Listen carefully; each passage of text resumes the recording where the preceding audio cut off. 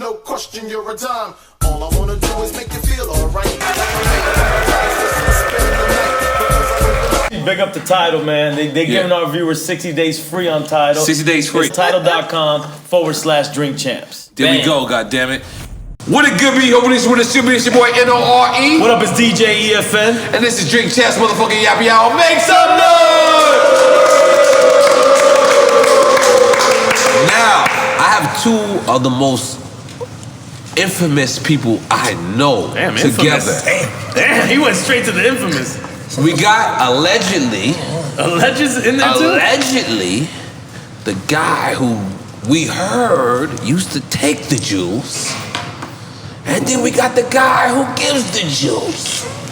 Which one would that be? Wow. We don't know which one is which. Wow. I think I take him. We don't know which one is which, but let me just tell you something. I want to big this brother up to the left of me, Big Shawn, one of the Little Shawn. Put hickeys on your neck like Little Shawn. And he was one of the most relentless dudes out there. Brooklyn, phenomenal. Did not tell, not once. He could have told a lot. He did not tell, not once. We have to respect that. Stood up, has stories with Tupac, has stories with Biggie, and has stories all the fuck around. And now he's a positive brother. Like in my mind, he's my trainer. In my mind. And then I got the meal plan. I just haven't used it yet. But I got the meal plan. I got the meal plan. And then I got the next brother that's standing to me. Now he was a young brother from Queens, New York. In my mind, I don't know if you're not from Queens. Brooklyn. You're from Brooklyn. But in my mind, so that's the Brooklyn side right there. Started out. And he went from the little guy on the block. Cause you know they're all related. All the jewelry guy niggas, they all related. They're all like brothers, cousins, sisters, cousins. Facts. Real shit. He was the little guy. Right. And I'm gonna tell you, I seen him at Pharrell's concert in Philadelphia. And he looked at my old jewelry and he said, I gotta make you right. And I did. Yeah, right. So let's make some noise for Little Shawn, motherfucking Rafaello Co.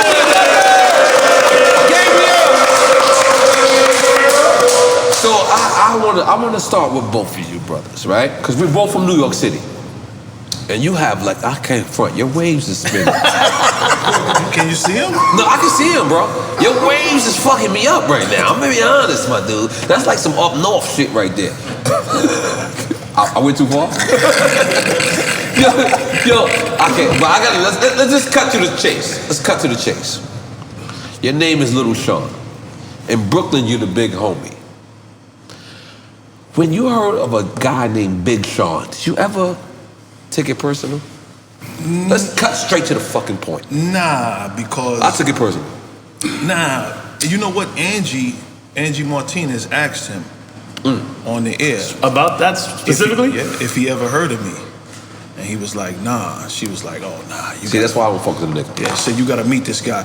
And you know, for me, right when we came up in the game, I'm a little older than you, but we respected our elders and we did our homework. So we were following everybody that came before us. Can I stop you for 1 second? The biggest part was you say we did our homework. But continue. Absolutely. So, you know, with social media and the internet and these guys, and I know all the words to the new shit more than my 14-year-old. Wow. Right? I stay up on because you're doing your homework. Yeah, but I like the shit. So I don't even understand like old dudes that don't like the young shit. Right? I'm on that gangster shit. So when I hear send me the Addy, I'm hunting them down, bow, bow. Like that's my shit. You know what I'm saying? Yeah, I want to hear that. I'm in the Pop Smoke. Yeah, that's my neighborhood. They all from my hood. They from East Flatbush. All day, I know them. See, I didn't even know that. I just like them because I like them. Yeah, but that gangster shit, see, if you listen to it and it don't mean nothing to you after you hear certain words and they don't resonate, you wasn't outside doing that's not for you. So like for him, I ain't gonna blow him up, but for him, you know, he doing his Drink Champ shit, but we connected on the phone. Yes, it's real through shit. Buster. Yes, real shit. And then we were running the marathons online. And I won't lie to you, I needed health tips at the time. and I would call you, and you would put me on. To So this is when you was in. No, he's still in. This nigga's not stopped. No, I'm talking about when he was locked up. No, he's on. We met when I came home. Yeah, he's on. Yeah. So let's just because for both of you brothers, let's take it from the beginning, especially you, right? Where did you start from? In Brooklyn. In Brooklyn? Flatbush, Canton Avenue. And my family started there. So you started, and you wanted to do jewelry? I didn't want to do this, no. Because Brooklyn was not the place to have jewelry on at that time. No. You're going to get robbed. Albee Square Mall is not the Albee Square Mall that people think about now. No. So what happened? Just let's take it from there. What kind of ring is that? Hold on, I'm not gonna lie. Your ring just smacked the shit out of me. Hold on, let me see. Oh my God, it's a ruby. 18 karat. It's an emerald. Look, this is what your friend Orlando be trying to say. Come on, Green Mile. I'm gonna be honest. The rubies that he be having is so fugazi. What do you mean? Look. This is our emerald. This is an emerald. This is how our emerald. Yeah. I'm so sorry, Gabe. And that's a Cohiba that he's smoking right there. Oh yeah, no. That's you see, right? Yeah. No, I got told you. So how did you start, Gabe? It was a family business. Started in Brooklyn. I don't know if you. Of course. If you know what I'm talking about. I lived down the block. There was a furniture store, but it was like a mall, but it was a furniture/jewelry mall on Flatbush and Canton Avenue. Get the fuck out in the early 80s, late 80s, early 90s. That's where my family started from. We had 5 stores in the mall. I was young. I was like 9, 10. You had 5 stores in the mall. Yeah. And your brother? We started obviously one, and then second, and then second. They all wanted to see my older brother Alex. Only Alex. Right. They want to see Alex, and they don't give a fuck who it was. It was my dad, my uncles, a grandparent. They don't give a fuck. They want to see Alex. Wow. There was one time, Alex. We'll get into it, and I'll tell you. Okay. I'll get into all of that, but at that time it was my brother Alex. That's it. They all know who, he understands who he was at that time. And I didn't really want to do this. Oh, I know that. But, it was just like more like, I was thrown into the fucking fire. Oh, you're talking about the family business? Yeah, the family business. I didn't want to. I want to become a lawyer. I didn't really want to. I like arguing. Oh, so I really wanted to do that. Debating and shit. Yeah, I'm a debater. I'm definitely. So now, look, those Shawn. Coming from the real Brooklyn, like you're not from the gentrified Brooklyn. You're from the real Brooklyn, East Flatbush, and you're from the Biggie Smalls era. Now being from East Flatbush, how did you even connect with Biggie? Because Biggie's from Best Style, correct? Right. Okay. So I'm from off of Church Avenue, right down the block from where his peoples had their store. All West Indian. Anything West Indian related is from East Flatbush. So the Americans was in Bed-Stuy in East New York. So when I came into the industry, Puff just got hired. So I'm from Uptown? Yes, I'm from Hitman Howie T. So real rock Hitman Howie T. Good looking G. He can't? Nah, man, he couldn't make it. Come, man. So Full Force lived around the corner. Right. Chubb Rock is Howie's first cousin. Special Ed was a baby down the block. So this is all the hood, right?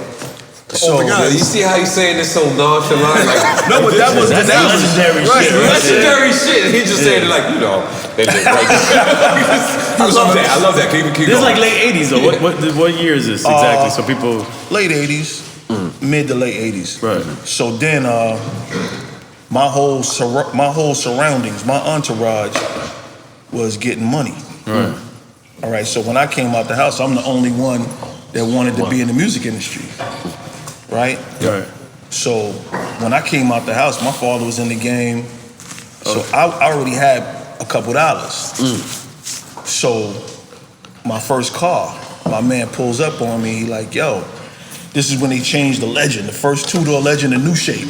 This is 91. You talking Acura? Acura. Okay, I like it. And I'm like, yo, where you get that from? The coupe? Yeah. Okay. So he's like, yo, put some money in a shoebox, come with me downtown. So your first car's an Acura Legend. Yeah. Let's make some noise for that. So I drive to Claver between Fulton and Putnam. Pull up in the garage, pass the paper off. They didn't have what I wanted. A week later, I went and picked it up. From Undias. Undias, this one guy. Was working for the dude. For the car? Yeah. So he's the first person that gave me my car. They was doing the... That's crazy. Yeah, so they was doing shit. the switcheroos. Right, so that was my first joint. Years later, Puff got the job. Howie took me to meet Puff and Andre, and they hired me to write for Father MC. But we gotta be clear, Puff got the job at Uptown. Right. Because it almost sounds like you said Puff got the job at the car. No. I just want to make sure that people understand what you're saying. Puff got the job at Uptown. Right. So Father MC's his first signing. Right. That was the first album he A&R. That he A&R, right. So I wrote half that album. Wow. Andre Harrell's running Uptown, right? Yes. Right. So now, from that, they found Jodeci. So I used to run with Puff every day, making sure Jodeci was making music, making sure they ate. Then they got married. So Puff hooked me up with Mary. Wait, what's your connection again? How do you get in this circle? You just like skip mad Did he steps. just say I'm just telling you, that's how it happened. Right, but you just went from I bought my car to now I'm running with Mary J. Blige. Took him there. Time out. This nigga just said, I fed Jodeci. Like, you can't just say shit like that. How do you get in the building with Puff and everybody? Like, how's that connected? See, because back in the days, if you're doing an album, there's a list of producers that you gotta fuck with. Right? And Puff was calling all of them. Anybody that has he's the A&R, so that's his job. Yeah. So when I met Puff, I'm working with him every day in the studio. So now they got Jodeci. Nobody knows they're Jodeci yet. And I'm running you had Jodeci before Jodeci. Right. So I'm running with him house to house, checking on this, checking on that. Then he met Mary. Then he hooked me up with Mary. So I started messing with Mary. And you weren't an artist yet. It sounds like you saying you were an artist? You touched down. Of course. Okay. So he's kind of put that out there a little bit already. So now he gets his own thing. Puff. Biggie was signed to Uptown first. Right. So you didn't know Biggie through Brooklyn Streets? He's a baby. He's young. I knew Un was the hustler for their area with some other guys. Right? So every neighborhood, like Wise. Okay. Right? Every neighborhood got their big homie getting money. Un was that guy for Biggie's neighborhood. So when Biggie met Puff and Big got on, Un was his right hand. And that's how they started Junior Mafia. Right. And Undias and all of that. So when I met Un, I was like, you don't remember me? Right. He's like, nah. I said, Red Acura. He's like, oh shit. And I called some other names and he's like, that was you? I'm like, yeah. Because I always had 1 foot in and 1 foot out, which is how I ended up in the feds later. Wow. It caught up to me. Okay, so let's cut to the chase, right? A lot of people relate you to Tupac as well. And then a lot of people think this is No, listen, this is the first interview I've ever done in my life. No problem. I got you. I'm only here because you know I talk to you off the scenes. You know you're my friend off the scenes. But I have to be straight. So a lot of people think when they see the Tupac robbery that was you. The robbery? What robbery? The actual robbery of in the studio. In the studio. No, that wasn't a robbery. Yeah, it was a robbery. Yeah. But I mean, that's the least part that we all focus on. Because listen, as a friend, you're my friend, but your name has been anonymous to this. And then when I looked at the movie, they had nothing but Brooklyn niggas acting that role. So it made me immediately say, it really had to be Brooklyn niggas. You know Haitian Jack. You know all these dudes that's synonymous related to that incident. So I just want to ask you, as a friend.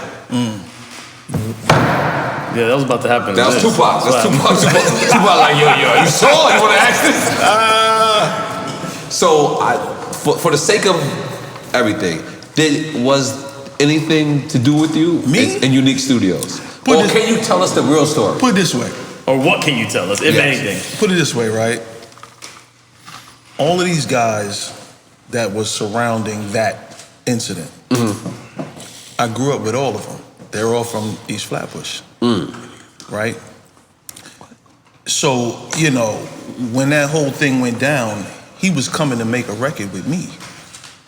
Pac? That's exactly the story I heard. No, but I'm heard that you ain't listen. Pac This was is the coming to first see time. Little Shawn. Listen, this is the first time It's officially said. I've ever done an interview. Period. Right. So people. I'm very honored. Thank you. People on my people on my Instagram page hit me up all the time for interviews, right? And my response is not interested, right? And they'll persist and keep going, and then they'll take it upon themselves and do podcasts. This kid did this shit 2 weeks ago, and the followers sent it to me in my DM, and I posted it. And I'm like, I don't even know who this dude is. They quoted me as saying something, and I'm like, bruh. And then he popped up in the comments. And I'm like, yo, I'm gonna give you some blood in your mouth when I catch you. Like, you know what I'm saying? Like, who are you? Right. And he's like, I reached out to you. So I go on my email and I find some shit from like the top of the year. And I'm like, I told you not interested. But when I catch you, I'm gonna put some blood in your mouth. Then you're interested. Yeah, because I never did no gangster music. Right. Because of the shit I was doing off camera. But I apologize. But Pac was actually coming to see you at that studio. So what happened? And you know what, man? I'm gonna tell you. I don't fuck with them dudes no more. Right? Who's them dudes? I don't even call a name. Like, bro, I'm so tight. See, I don't argue and I don't go back and forth with people. Okay. If you say something disparaging about me, I just want to get close enough to you to just grab you. You know what I'm saying? So I don't say nothing. I don't give you no light and no shine. You understand what I'm saying? So, you know, people make their beds, and when you make your bed at night, you gotta line your bed. Absolutely. Right. So if you trapped off, wherever you at, that's on you. But if you got a problem with me, when I catch you, I'm a boogeyman you. And if you grew up with somebody, you know what they are and what they ain't. So urban legend has a certain select few of names from Brooklyn up here. Yes. I know the real, and I know who was really putting in that work, and I know who wasn't. No, we know you know. So I didn't do no gangster music. I never said I'm a gangster at all. The opposite, yeah, for sure. So when that happened, I never wanted to do a record with him. With Pac. Right. Okay. So an ex-friend of mine always had celebrities hanging around. I thought this is a girl. Is it a girl? No. Okay. So now, one day Tupac pops up. And I'm listening to the music. We draw narratives from the music that we hear people make. And then so Pac wasn't known at this time when you met him? He was doing... It's the early days of Pac. Well, he was known, awesome. But he was doing... It was right after Digital Underground days? Yeah, it was like after Digital Underground. He was Apocalypse Now? He was in New York doing And you know what I realized? After Juice. And you know what I realized? And you correct me if I'm wrong. What I realized is after, you know, I really looked at Pac's career, right? And I looked at it and he had to be in New York for like his first 12 years of his career. So you saying that is that the role you played or? No, right before he was doing Above the Rim. Bam. Right? So this right before the rape case. Okay. He pops up at one of our hangout spots. So we used to hang in this certain place every day. And then on Tuesdays, next door was a comedy spot. This is in Queens. So we in the barbershop, and Tupac pops up. And we're there, and they're joking with him because he had like, and you can go on the internet and pull these pictures up, and nobody ever notices that. So you just see somebody, you like, oh shit, no. When he changed, he took off his herringbone, then he had a diamond cross. Then he had a diamond pinky ring. Then he had a gold presidential. Before that, he had a herringbone, he had baggy jeans. So there was a time he started dressing up. He had like motorcycle boots, a vest, like good sweaters. That's all the dudes in my circle. He came around and we watched him and they clowned him. And I sat there and I didn't like it because that's not who I thought he was. What do you mean they clowned him for having the wrong? And you didn't like that they were clowning him, or you didn't like the way he took it? I didn't like that he took it.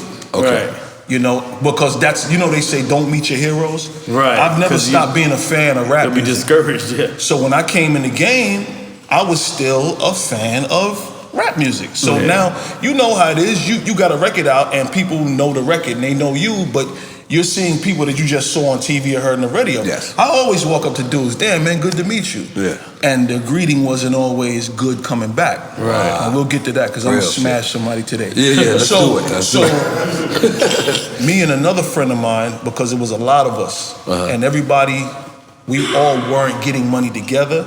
So 2 people might have been in North Carolina, 2 people might have been in D.C., but we'll all get together.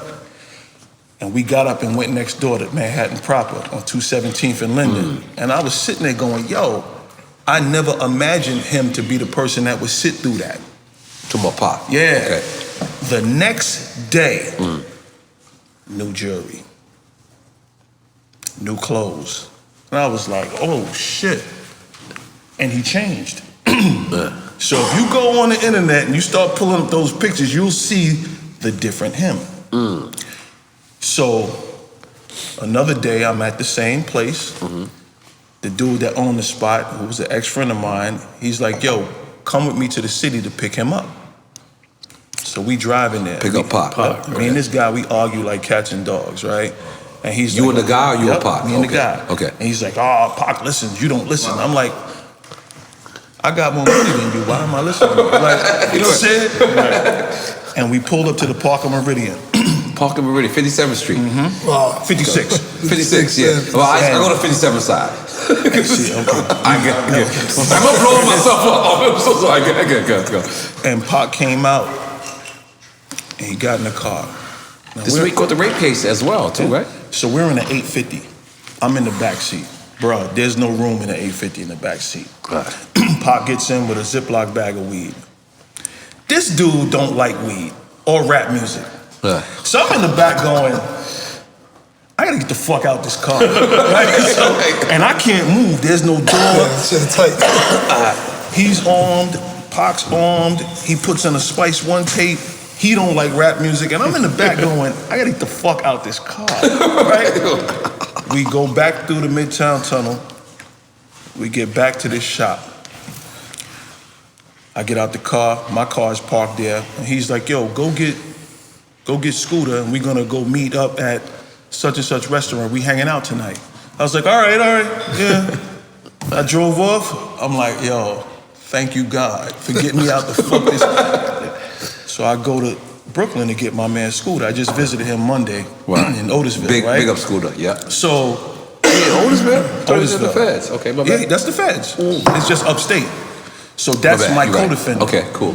So we're getting ready to actually get his case turned over. He's been in 21 years and 5 months. That's hard. So I get there and he's dressed, Scooter. So he's dressed. And he's like, yo, we gonna meet Pac and him. I'm like, nah, we not going to meet them. I'm like, yo, bro, and I'm running it down, right? I'm in the back seat, and he's playing Spice One, he's smoking weed. But don't tell me this is the night that Pac got shot. Listen. Because yo, he wants to go meet up with them bad. He's not driving, I'm driving. And we sitting there, and we just in the house drinking champagne, watching New York 1. And we get the call. That's the night they caught the rape case at N.O.R.E. They was at N.O.R.E. and then it happened at the Park of Meridian. And it happened at the Park of Meridian. So I'm looking at him, I'm like, bruh, I didn't know that was gonna happen, but I knew it wasn't good. You knew that night wasn't good. Like the vibe wasn't right. The vibe was off. Oh, all right. Look, I'm just catching on to what you're saying. So you said that you could have actually been there the night that Pac caught the rape case. That's what you're saying. That's exactly what he's saying. Oh my God. I don't know if that's a clap-worthy moment. You know what? History. Yeah. Well, good that you weren't there. That's reason to clap. Right. Yeah, that's reason to clap because that's real history. You see, the thing is, for me, you know, no matter what's going on, right? You got guys that run the street and then they'll speak about the shit that they did to glorify it because they're trying to get attention. Right. I'm not that guy. Right. You know what I'm saying? So I really don't want nobody to know any intricacies. So a lot of people don't even know what I went to jail for. Right. Because I never made gangster music. So Lil Wayne, Prodigy, all these guys going to jail for these guns that's never been fired.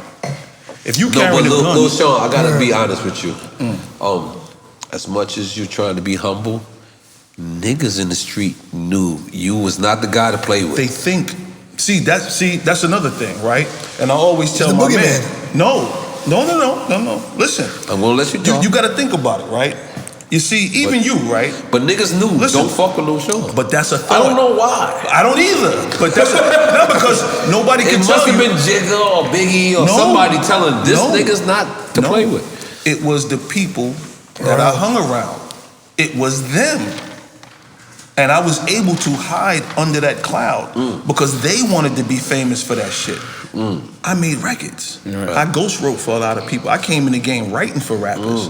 Real shit. Right? So when I saw when I actually got to meet all these gangster rappers and I saw that they were not gangsters, I never wanted to do that. You never what? I never wanted to make no gangster records. Because they weren't. But because of them? Because of those artists? Because it turned you off even more to even that style of... So, that's real. So now everybody had Burt Padell as an accountant, right? Burt Padell, yeah. Right? I had him too.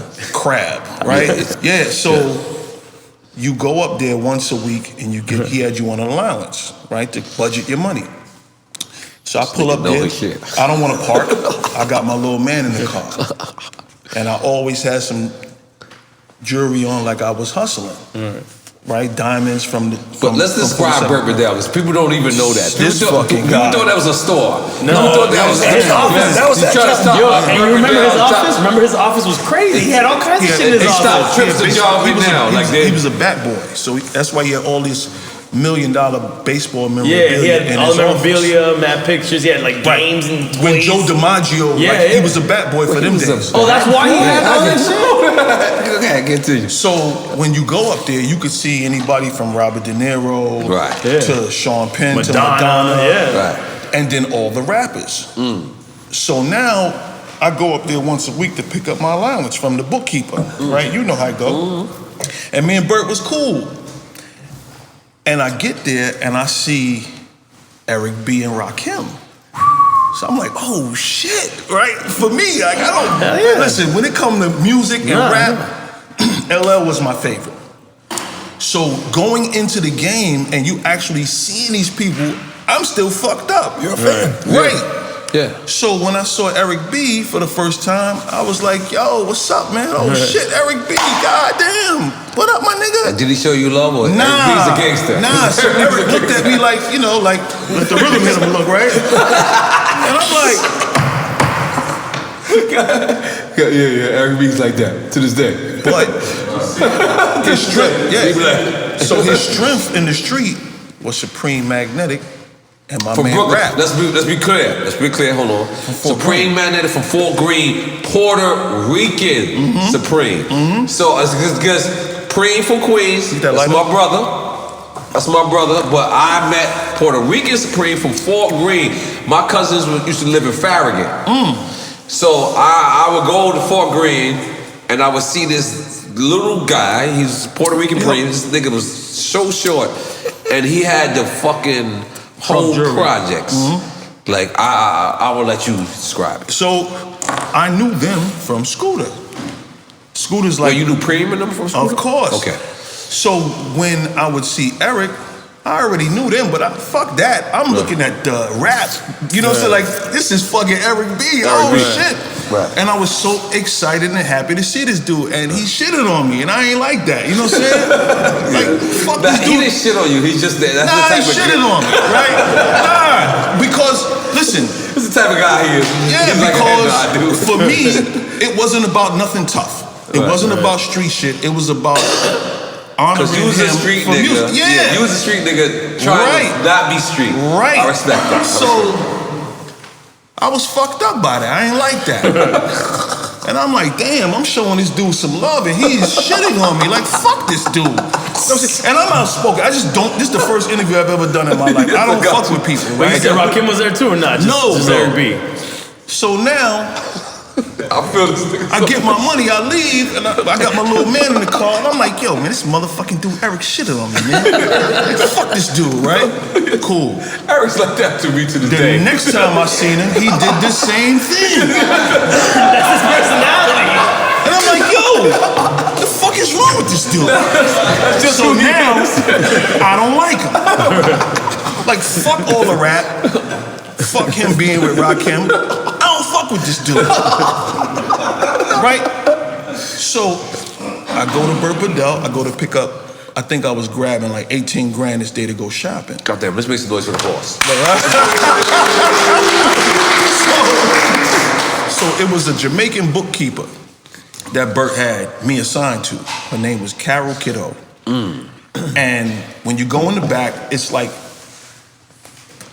just bookkeepers everywhere, and it's like aisles. Yeah. So Eric B, Supreme, Bill Blass, God rest the dead, all these guys with Coogee Rap, and they were like at the mouth of her aisle. So I walk in and I see Eric, I'm already turned off. I speak to Preem, I'm like, what up, kid? And to me, I'm Puerto like, Rican Preem? Puerto Rican Okay. Preem. So I'm like, damn, like, wouldn't you see that I know your man? Like, wouldn't that, you know what I'm saying? Cool. So I go to get my money from her and I'm counting it out. And she's like, you know, Shawn, be careful because that's a lot of money and you know. And I'm like, why? She's like, you know, those guys. And I'm like, Carol, I'm like, and she's like, okay. And she's talking about Eric B? Yeah. Eric B's a real nigga. And I'm like, because nobody knew me for that. And when I always was dressed up like a Jamaican. And we wore silk shirts, hard bottoms. So that's how I walked in the rap game. And my diamonds. And I'm leaving, and I spoke to everybody, and I just looked at Eric like, fuck that rap shit, right? Yo, I left there, I stopped to see Andre Uptown, and then I went to Astor and Broadway to buy some sneakers. I pulled up and parked, got out the car. There's a red light there. I looked, and Eric B had this ugly fucking white Pathfinder with kitted out. And I looked, and he's at the light. I'm like, this motherfucker's stalking me. And he's at the light, and he's looking like screw-facing again. I'm like, yo, dude, I'm gonna kill you. Like, that's it. I had enough. This sounds like a sitcom, dog. This is like, right? This is some Curb Your Enthusiasm shit. Yeah, but it's true. It's like Curb Your Enthusiasm. Nobody's going to say this on camera or on the mic if it's not true, because you could go back to the person. He's still alive. So in my mind, I hated him. Like, fuck that Eric B and Rakim shit. Right? That's it. Oh my God. Yeah, because when you go show people love and you get shit, like, what? Fuck you, man, right? I understand where you come from. So and he's not the only one I cursed out. Of course. You know what I'm saying? Because you going to show somebody some love and they shit on, like, dude, I'm popping tops. You know what I'm saying? Like, I'm really, but if you're looking at me and you're going hickeys on your chest, Don Perignon, right? Fuck this dude. Because you're listening to the lyrics. And I'm going, okay, right? I leave there, I go to this lady's house. She was 10 years older than me. I was fucking with her at the time. She grew up with Russell. And I walk in. So you remember after Ricky got shot on Boys in the Hood and Cuba Gooding went in Nia Long's crib and he was swinging that air, motherfucker. So I walked in. I was mad, man. You were swinging like, yeah, I'm like, this motherfucker would kill him. And she's listening to me and she's not saying nothing. And she's like, who, Eric? I'm like, yeah, this motherfucker, every time I see him, he's screw-facing me, I'm gonna kill him, right? He just broke up with her. Oh my God. Oh my God. Yeah. The fuck? Give my hand.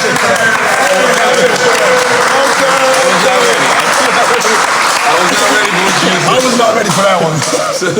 So now, I know what it's about.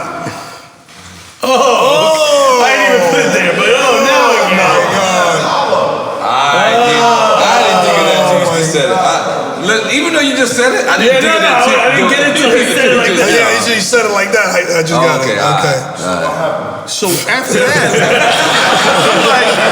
This is a cliffhanger, man. I'm like, Shit, don't even interview me, bro. I want to hear this whole thing. I got you. So I'm like, why? I'm like, how would he know anything about me? Well, she had a friend from Texas named Kat who was still cool with this dude. And she told him. Oh my God. So he just didn't like me. Like, I'm like, all right, fuck it. You know, damn, if that's what it's about. I feel better because it ain't nothing serious to me. Yeah. But now, from now on, it's fuck you. So after that time, I just didn't fuck with him. What? You know? And it was these guys from Queens that Special Ed hooked up with. They was Special getting Ed money. gotta come on a podcast. Come on. Yeah, that's it. I think he lives in the area too, man. We gotta get him through, man. He might.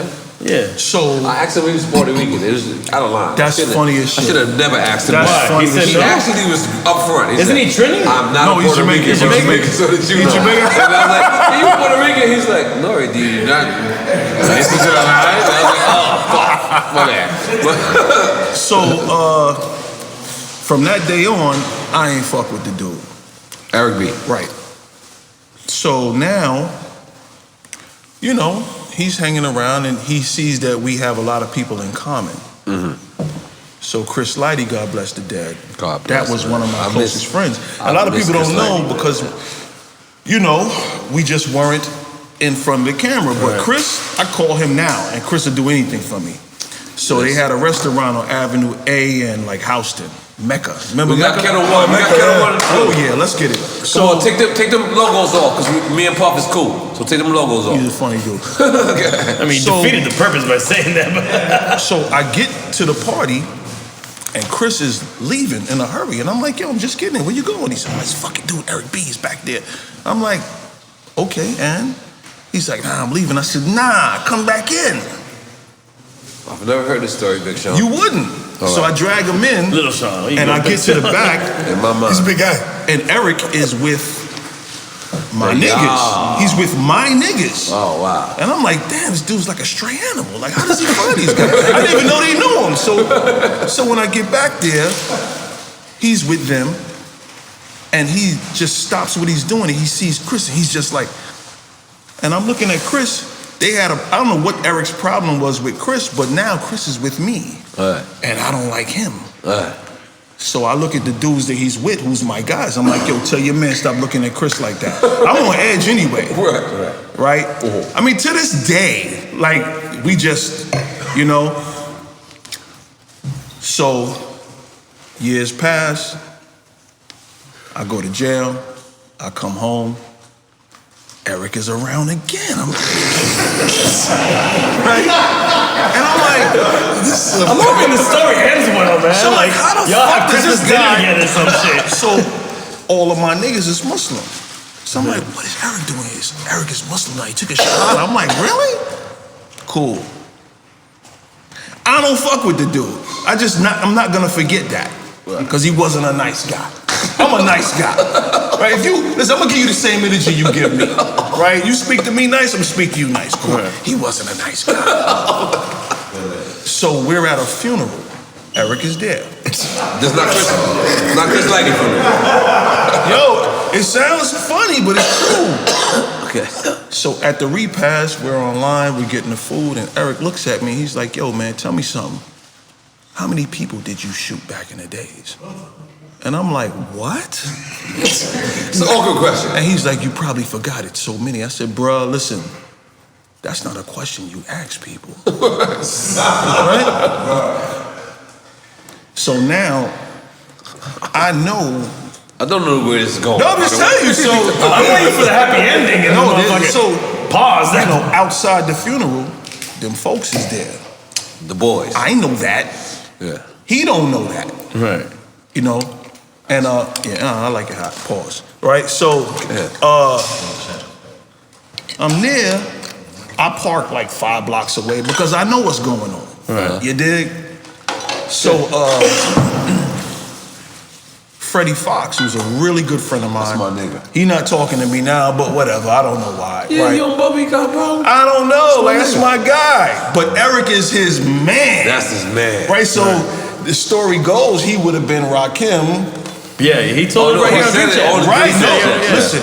Eric is my, Bumpy is my man. Right. But Eric is his guy. Right. So anytime his name comes up, I make sure I say some shit he don't want to hear. Fuck Eric, right?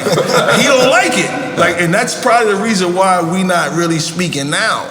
He don't like to hear that shit. Right.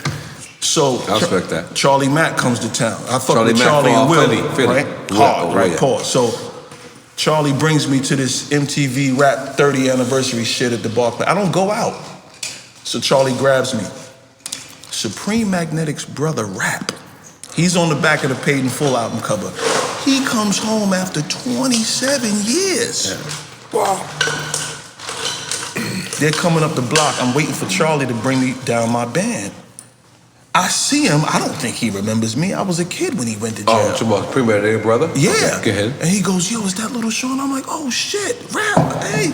I hug him, he's with Freddie, right? And I see Freddie, I'm like, yo, what's up, man? Cool. And we talk, we go in. And we're backstage. And Bumpy Knuckles looks at me and he's like, Eric is mad at you. I'm like, why?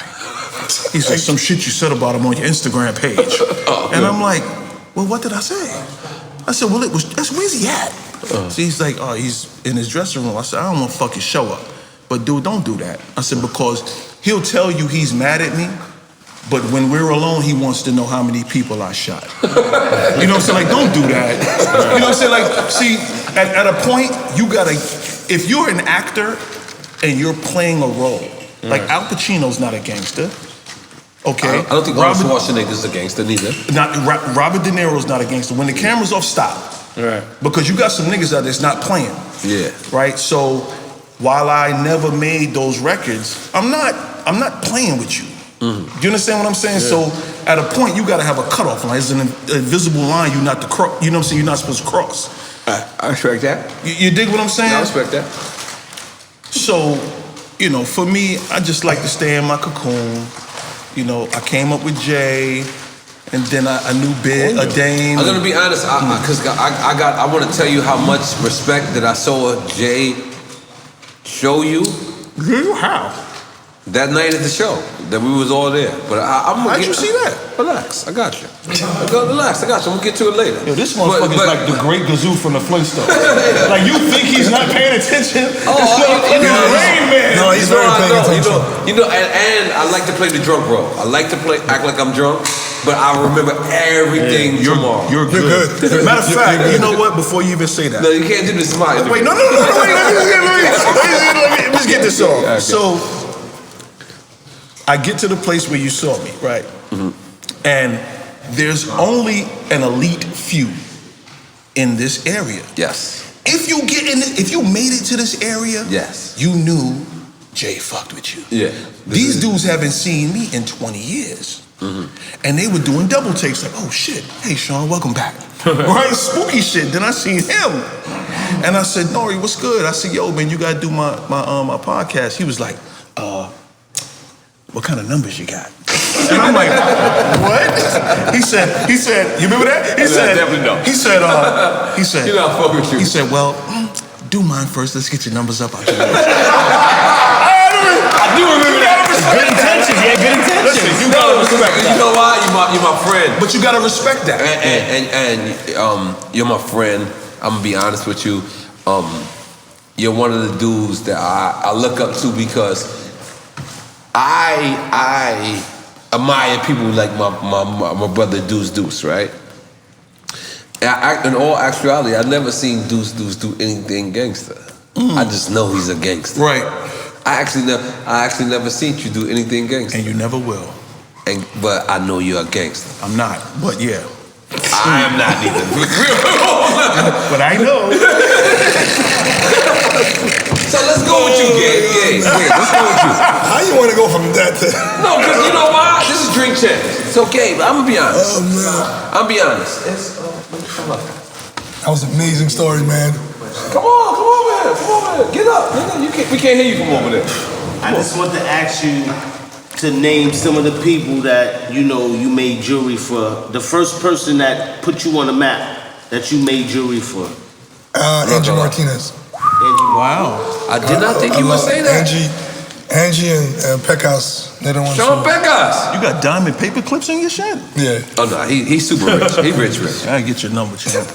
Gotcha. Yo, so the first person you ever made jewelry for was Angie? I was 17, 18. I was literally. And you wasn't working in the Coliseum? No. Where was you working at? Flatbush? Diamond District first. Right away from Flatbush, we went straight to the Diamond District. Because the Diamond District, let's just describe it for people that don't know. For people that don't know, if you want to sell diamonds, you have to be on 47th Street. Am I correct? Yeah, 95% of the world's jewelry comes from that district, that one block, from 47, from 56. You said 95%? 95. Y'all get the first pick. We get the first pick. 95% comes from there. Because it's not the stores downstairs. But 95% of what again? Ready-made jewelry. No, but of what market? What market? Wholesale. Everywhere. Okay? 90%. You got Cali, maybe 5-10, maybe 5-7%. Right. And Hong Kong and everything else. No. Wow. What did you think York when you City, seen the guys, they robbed the guys? Those are my cousins. They were. That was your cousins? Really? Like, That was the stupidest robbery I've ever seen in my life. They got everybody, huh? You see, if that was back in his time, that would never happen. Yeah, because It's never gonna happen. Because those guys are gonna run away, see you later, you never see them for like a year or two. I was on the block. My first jeweler was Manny and Tito. Oh, of course. No, I'm Tito. I'm a Tito. I start with Tito. Oh, yeah? Everybody started with Tito. Yeah, I'm a Tito nigga. Yeah, Everybody I'm a started with Tito. nigga. Tito was the made my grenade. Tito and his father, Manny and his father, Tito and Manny. Where is Tito on the nigga? I'm gonna tell you something right now. Tito, before you say that, in 96, 97, That's where I came out. 96, 97. Tito disappeared. He did? Yeah, because he ended up picking a guy out of a lineup on my case.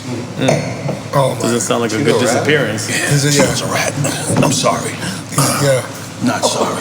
Sorry, bro. That's why Tito's like, So what happened? my So what happened was at that time, at that time, Jacob was coming up. At that time. Jacob He was on the corner. He was the little My man. family used to wholesale to him back in the day. Wholesale for Jacob. Hell yeah, we got checks and all of that. Still back in the 80s, 90s, we got the checks. But once he struck a deal with Tito to bring him clientele. Who's Jacob? Yup. Yes, he made a deal. That's true. I went from Tito to Jacob. He made a deal to go over there because it was over for him after he did what he. I knew that. Oh, you knew that? I was a little. My brother I didn't Alex. know that, Shawn. My brother Alex, who started in. You knew Flatbush. Yes, I knew this. Yeah, I didn't know that. I didn't know that. You would never know. It's the first time I knew that. You're never Tito gonna know ran it. because it's in He that made circle. my first change. It's in that circle in the jewelry and the family in that So world. what happened? He's in the world of Manny and the wife got a divorce. Yeah. And Tito sided with the mother, and then Manny disappeared off the block. Yeah. So that was the first guy. Yeah. Biz was one of the first When people two on worlds the block. collide and it's all the same. I'll tell you something right now. Listen to me. No idea. Listen to me. I'm just listening. Listen to me. Yeah. At that time, when Big and himself, Jay even, I think before even Jay. Before. No, Jay was their little man at the Yes, time. my brother Alex was the one to go to in Brooklyn. In the mall, my brother, in our store. But it wasn't safe. It was not safe. It wasn't safe. We to told go. Albert Square Mall? Albert Square Mall was not safe at all. I got my first gold fronts at Albert Square Mall. It was not safe. My brother was the one to go to. That's it. You're period. very courageous to go down there and Yes. do Yeah, I that. was a Queens nigga. My first fronts was And from that's how Albert you Square know. Mall. Listen, that's how you know, bruh. I told you my cousins from Farragut though. Yeah, but it doesn't matter. Yeah, no, It don't Puerto matter. Ricans. If they catch you, they'll say sorry. We didn't know. Yeah, we didn't know. Sorry. There you go. But down there, I said that earlier on Hood Therapy. Just in case y'all don't know, make sure y'all tune into Hood Therapy. But Jesus Louise, I'm not gonna lie. So you said Angie Martinez was the first person. And the piece that I made for her was the Animal House. Her Animal House logo. But you also made jewelry for Jay-Z. Oh yeah, definitely. We get into that in a second. Let's talk about You that. wanna get into that now? Let's talk about that right now. Did Jay-Z come to you? What happened? No, it was. And which Jay-Z was this? Is it No, the going back? Jay-Z. No, he still fucks with Jay-Z. No, I'm saying, but how far back was it they were fucking with each other? Oh no, it wasn't. It was. You see, I was trying to get to Jay for a long time. For a long time, I was really getting. Pecos. I was with Pecos. That was my brother. Right. If anybody know me, it's Peck. Becca. It's Peck and knows me like a motherfucker. There was an incident when Angie was doing a video with Sicario, his name is? Sicario, I remember Sicario. I was in the trailer with J.Lo, her first husband, Chris, whatever his name is. Did he just say he's in the trailer with J.Lo? Yeah, let's keep going. I was the way you flossed. I loved it. So I was a little fucking 18, scrawny-year-old little kid. I got the pictures to prove. I'll show you. No problem. We believe it. I had my the gangster, the leather jacket, you know, with the 3 buttons. It looks like a suit. Okay, all right. I had that jacket on, and whatever, the video shoot was, you know, my first video shoot, I didn't know what the fuck was going on. They said be there at 2:30. I was there at 2:15. Right. This shit didn't start till like 7 o'clock at night. Sounds about right. Welcome to hip hop. That's hip hop. You were late. I was late. I didn't know what the fuck was going on. I'm like, yeah, I'm tired, I'm hungry and shit. Whatever, we're doing the whole, I forgot what restaurant, it was somewhere in 23rd Street in the basement. And she was, you know, she looked beautiful. And they did her hair, they did makeup, whatever. She had a pair of earrings. Actually, no, after the video shoot, I go back in the trailer and, you know, it was like 2 in the morning. I'm fucked up. It's my alarm clock, just you know. When they showing that, let them know. That's funny as shit. Look, I'm alarm clock at 10:30, then I got an alarm clock at 4. Just make sure I beat this nigga to sleep. So I leave, I get to the office the next day, and I'm like, yo, I left a pair of fucking earrings. In Angie Martinez's ear? No, I don't know, I forgot. You didn't know? I have no idea. Oh my God. That's when you got money. I had no insurance. No, listen, I had no insurance. I had nothing. I just started. What was the price tag on them, more or less? Like 100, 200 grand back then. It was fucking huge, bro. It was like 5 characters each. I'm like, oh, I just started. And you forgot who you left it with? I know, I left it there in the trailer. I didn't. Okay. You're all damn like this. I'm fucked up. I don't know what's going on. I just literally started the business and it's over. It's finished. You're already in the hole. Already in the hole. I look up, I don't know, like 3 o'clock in the afternoon. Fucking Pecos walks the fuck in there. You know, I didn't know him like that back then. I just met the guy a few months ago, you know. And he goes, I got you. He's like, yo, what happened? Why you look so upset, bro? I'm like, what do you mean, bro? I left some earrings in there. I didn't know how to call you guys. I didn't know to blame it on you guys. Just call somebody to go over there with my guys, you know, my brothers and you know, my mother. I don't know. I was a young kid. He's like, what are you talking about, bro? He's like, you talking about these? Bang, puts them on the table. I'm like, wow. Holy shit. And this is 99, 98? What?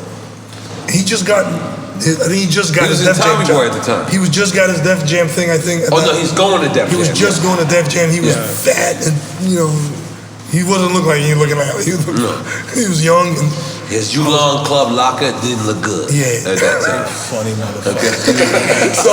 So I'm like, yo, bro.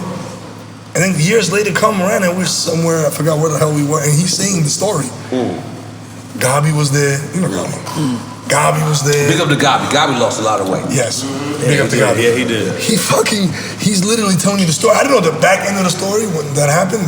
This is fucking 15 years later. 20 years later, he's telling me what's going on. He fought literally with Gabi, all the guys. He fought with them. To get your earrings back. His ex-wife at that time put him on her ears like, nah, you ain't giving this back, bro. Fuck that. Literally fought with everybody and bring that shit back to me. God damn it. And he didn't. Yo, I always told him, I was like, listen, I always believe you do good, you get good right back. Right. Whether it's today, tomorrow, it's gonna come right back. Karma. So you think Pac raped that bitch? On you! I know he did. I know for a fact he did. Let's. I think he was just a famous guy, that's why. No, see, the thing is this, right? In the whole place. If for that girl that happened to, Right. Yeah. whatever happened to her, right? She was promiscuous. I think something happened to her, Yes. right? I'll say that. Right. But I know. But you seen the movie? Yeah, fuck the movie. No, the movie's- the movie's bullshit. Yeah, Listen, the movie is there was wild. a The movie listen, made me mad. Let me tell you something. There was a. So they called. Did they try to reach out to you on the movie? I'm not gonna lie. People, listen to me. You know, I'm in the media now. You know, you're my friend off the scenes, right? But I'm in the media now. People actually send me screen by screen that said, that's Little Shawn right there. And it was not just that scene, it was the actual robbery of Tupac. Now see, and that's what offended me. But now, This is but what now happened. here's the thing, right? You see, take your time. If you hear, I'm great. If you hear anything about you that isn't true, and you feed into it, there's a piece of it that's true. You give life to that. Yeah. Right. Damn. So for me, I like to fight. Boxing, mixed martial arts, like that's my shit. I mix it up, right? Yeah, well, so when you hear shit, right? And I got on Instagram just to promote a book that I wrote, fiction, right? What does fiction mean? That's fake, not or true. Not true. I don't know. I feel like you're kind of saying fiction, but not fiction. Okay. So people said, "Oh shit," and I named it Behind the Smoke. Not anything related to Shawn. Oh. Yo, the followers, they're so fucking smart. Like, they like, you're Little Shawn. I'm like, oh, shit, right? Well, that's where the Instagram name came from the book. No. I just made it up. Oh, okay. What's the Right, name of to Instagram? Promote the book, but you didn't want to promote What's the name of Instagram? yourself. Behind the Smoke. Okay. So, and people hit me up every day, right? And I never gave life to it. Tupac, and I never responded. And then all of a sudden, one day it stopped. And then you see people doing interviews. I was there, I did this, I did that. See, that shit went over there, and nobody ever heard me saying anything about it. So can I stop you right there? Of course you You're the one piece that's missing. That never said a word. Ever. It's true. I'm being honest.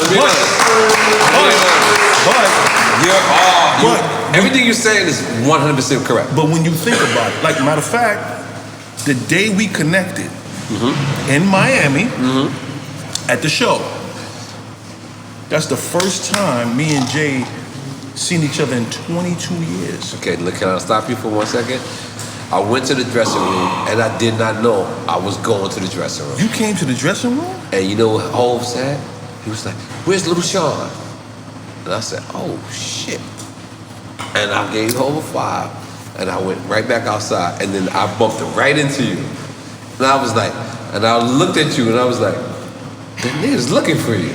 See, I don't like that. What? I didn't know that. And I knew you was gonna say something here that I'm not gonna know. It's the great Gazoo from the Flintstones. Listen to me, my nigga. This motherfucker. That's when I seen you. Think he's drunk? He's not. Listen, I seen you and I looked and I was like, "You belong here." Not, there's certain people that don't belong sometimes. Like when I'm in certain places and look, the nigga Hov has no idea that I know you. At all. No. At all. But see, I always tell people that, right? If you come see me, I'll say, we're the only ones that know we're here right now. Unless you told somebody you were coming to see me. People only know what you tell them. So when you see people talking, it's because they want to be known and they want to be seen. I'm not that guy. I want to be a ghost. So But not only that, he was expecting you. Like Yes. he looked forward. He looked at me and Biggs. Let me tell you how it happened. He looked at me and Biggs and said, "Where's Little Shawn?" No. He didn't look at Biggs. He looked at you. Okay. And I'm gonna tell you why. So now B.I.G, his cousin, Jay's first cousin. Yes. That's my best friend to this day. Wow. We're like this. A lot of people don't know because you'll never see us together. But I'll be at his house. Calls me one day and he's like, "Jay called and he asked about you." No, I saw it. That's a true story. I saw it. And I'm like, okay. And he's like, "Do you mind if I give him your number?" I'm like, "Nah, that's my guy." I don't, listen, if we don't see each other ever again, that's no strain on our relationship. Right. You know what I'm saying? Like, we're always as cool as we was the last time I saw you. And it's cool. We grown men. No, but you must be getting money because like a lot of people don't think like that. a lot of people were like, "Yo, what? The nigga ain't seeing me. He owe me something." Yeah, but see, the thing is, That ain't just money though. well, nah, the thing is, listen, it depends on your character and who you are as an individual. I'm happy for anybody making it. And I ain't gotta know you. If I know you, I'm really happy that you're alive and you're well and you're prospering. Right. You know what I'm saying? listen. I'm not counting your pockets. So like with y'all, the first episode I saw, I said, "Oh, this is a hit." Right. Thank you. I knew. Thank you. Right? So he calls from a block number. And this is when I seen you in Miami? Before I got there. Okay. And again, we're talking about Jay. And I'm thinking it's a jail call. Yeah. So he does call like a jail nigga. I'm thinking it's cool, right? So I answer the phone and I don't hear the recording and I hang up. He still calls me like a jail nigga. And he calls again. Is that him right there? That's funny as shit. So he calls back again. I answer the phone and he starts speaking. And we just start laughing like we did the last time we saw each other, right? Right. Following week, I'm in Miami.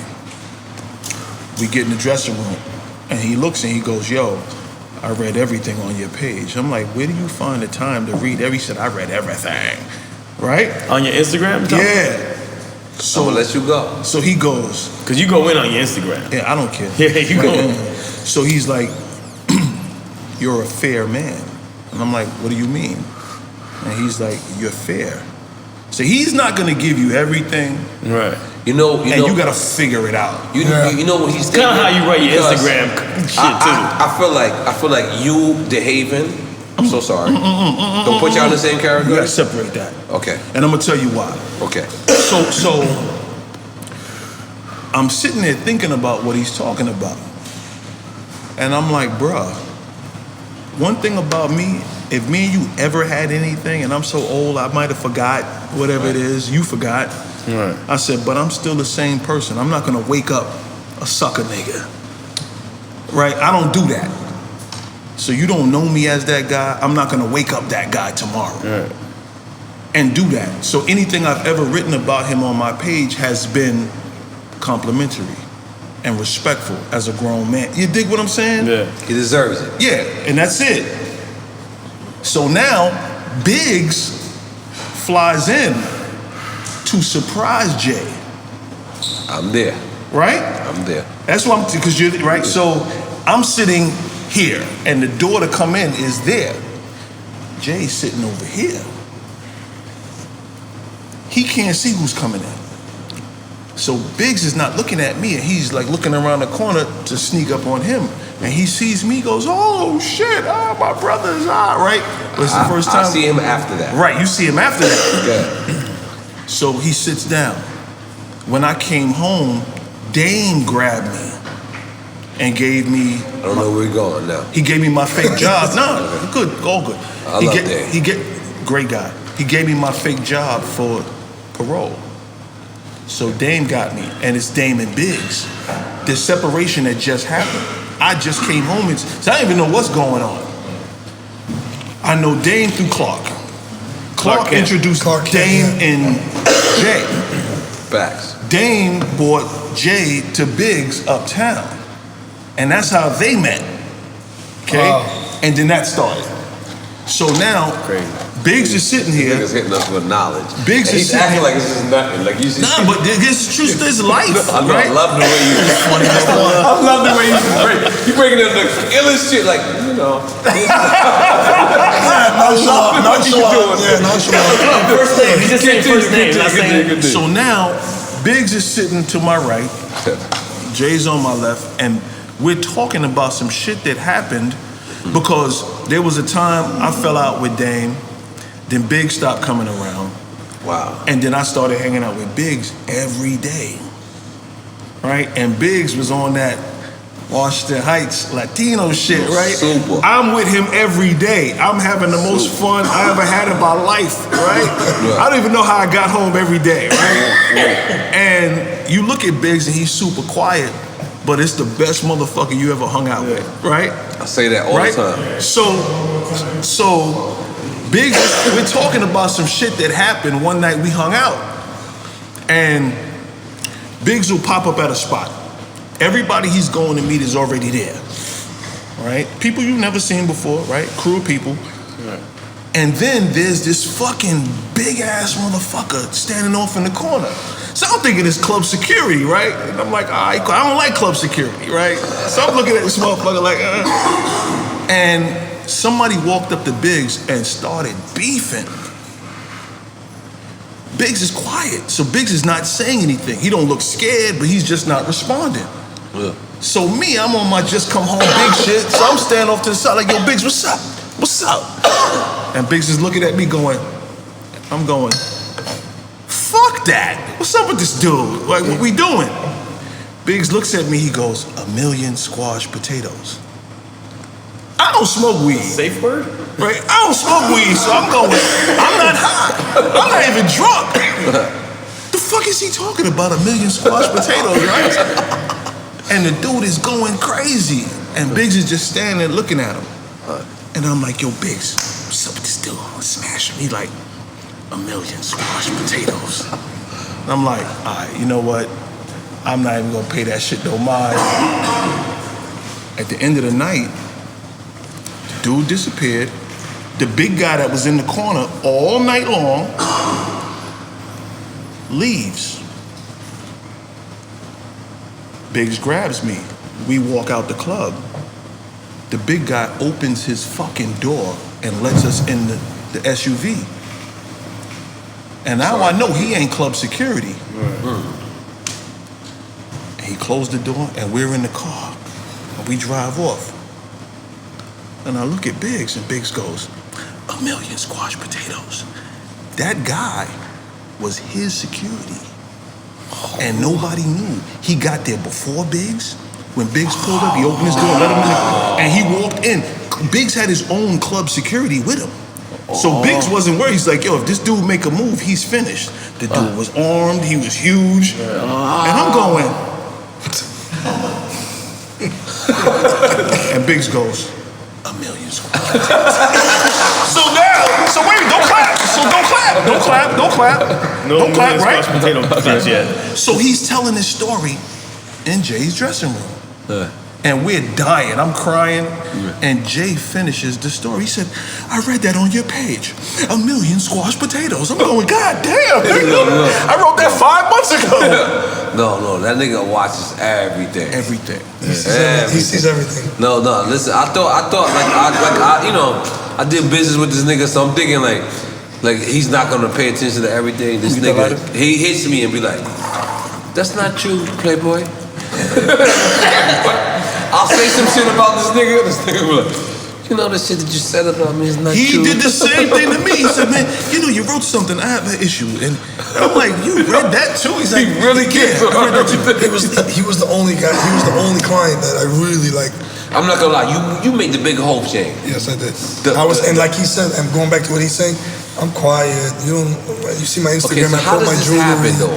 I'm quiet. So what happened was this chain was made. My brother, God bless his soul, passed away a few years ago. Our supplier calls us, our factory in Turkey calls us. He's like, yo, we got this. Yeah, I'm sorry. Did you say your supplier in Turkey? Yeah, our factory. I mean our factory. No. You say your factory in Turkey? Yeah. Come on, let's make some noise. Doing a lot of You guys are Turkish, the family, or no? Huh? You guys are Turkish? No, man. I don't know Russian? Okay. So, I don't know what relation they is, but they are. He calls me, he's like, yo, this fucking 5 kilo. Everybody thinks it was ordered. It's not ordered. You made that shit? Yeah. The Big J, you didn't know that? It was not ordered. It was not Jay who called it. No. The factory calls us, listen, your brother, the manager calls me. He's like, listen, your brother ordered this thing. You guys all right over there? What are you, fucking serious? 5 kilo? It's like 11 pounds. I'm like, all right, if you ordered it, fuck you, whatever, let him go. Because that's how we went. I ordered it, they call him, approve What did it cost? I can't say that. We cannot say that. You tell me off camera. I'll tell you later. Okay. You're Shawn, I gotta tell you. I need to know. So the thing comes in, it comes in a fucking towel, the hotel towels, wrapped up, it was fucked. Yo, bro, I put the shit on my neck, I was, the veins right here, I couldn't breathe. Literally 2 seconds later, I could not breathe. It's so From the weight. fucking heavy. It was fucking insane. It's like 2.5 inches wide, like this. It was crazy. So really, I was like, who the fuck am I selling this shit to? Like, what the fuck is going on here? Oh, y'all made it without a buyer? Yeah. That's the jewelry. Just cause, like, fuck You gotta do it. You gotta do it. You gotta be different in the game. You gotta do something crazy. Right. I call Peck House. I make, yo, Peck, what are we doing with this? You gotta help me find somebody that I can, sell this to. Not him sell it, but tell me who you think is gonna fit this thing. He's like, yeah, let me think about it. Hey. Did he say, and he sent the picture of the hole? No. He said, I'll think about it. Let me see who, I call you and tell you, yeah, call him or, go, find him. Okay. Couple of weeks, I don't know, a couple of days passed. Saturdays we don't open. We're sort of, my grandmother, we made a promise we don't open on Saturdays. It's, religious thing, we're Jewish. Okay. I get a phone call this was February. I guess February or early March, late February. I get a phone call, Pet called me. It's like 5 o'clock in the afternoon, in the evening. He's like, yo, where's your chain? I'm like, what happened? He's like, it's in the store, it's in the safe. Yeah. He's like, open the store now, Jay wanna see it. I said, I can't open the store, I gotta open the store at 7:05. That's when the Sabbath breaks, and I can go see it. If you flappers, the Jewish. Of course. We're not doing, I know. I said, I don't care who it is. Right. I'll see you there at 7:05 or 7:15.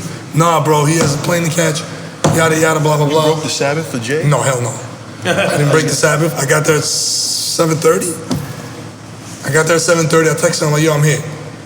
He pulls up. He's like, I'm like, what's going on? I'm driving. He's calling me crazy. He's not telling you Jay coming. He's not telling me.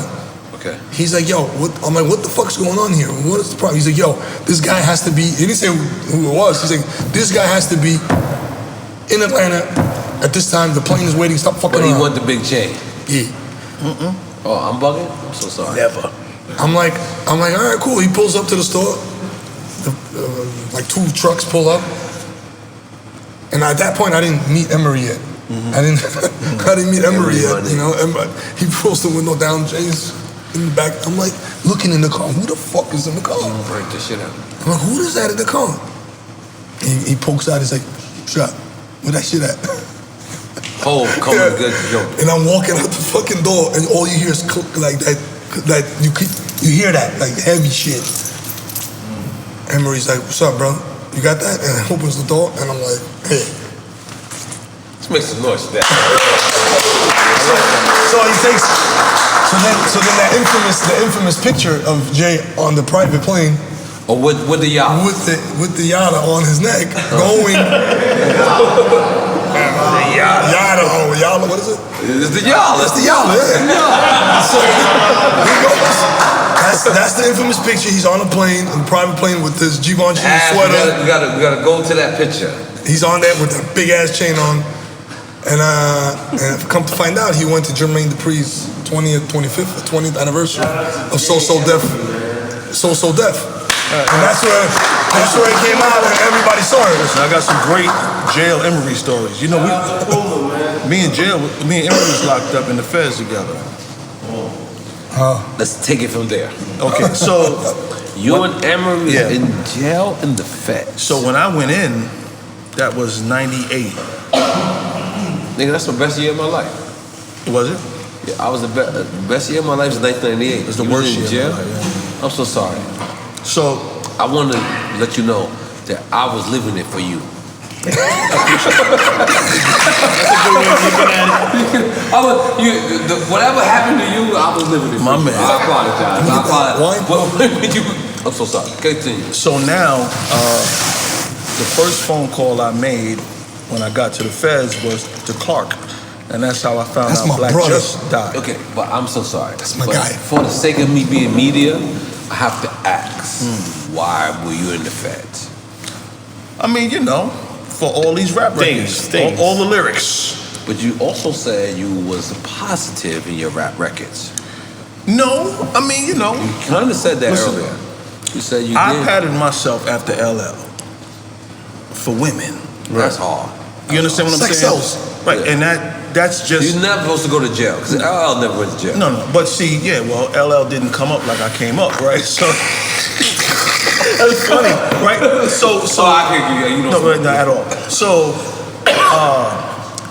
the first phone call I made was to Clark. And that's how I found out that Black Just got killed. Remember Black Just? That's my nigga. Okay. So when I heard that, I was like, wow. The next phone call I made was to N.O.R.E. He was home on house release.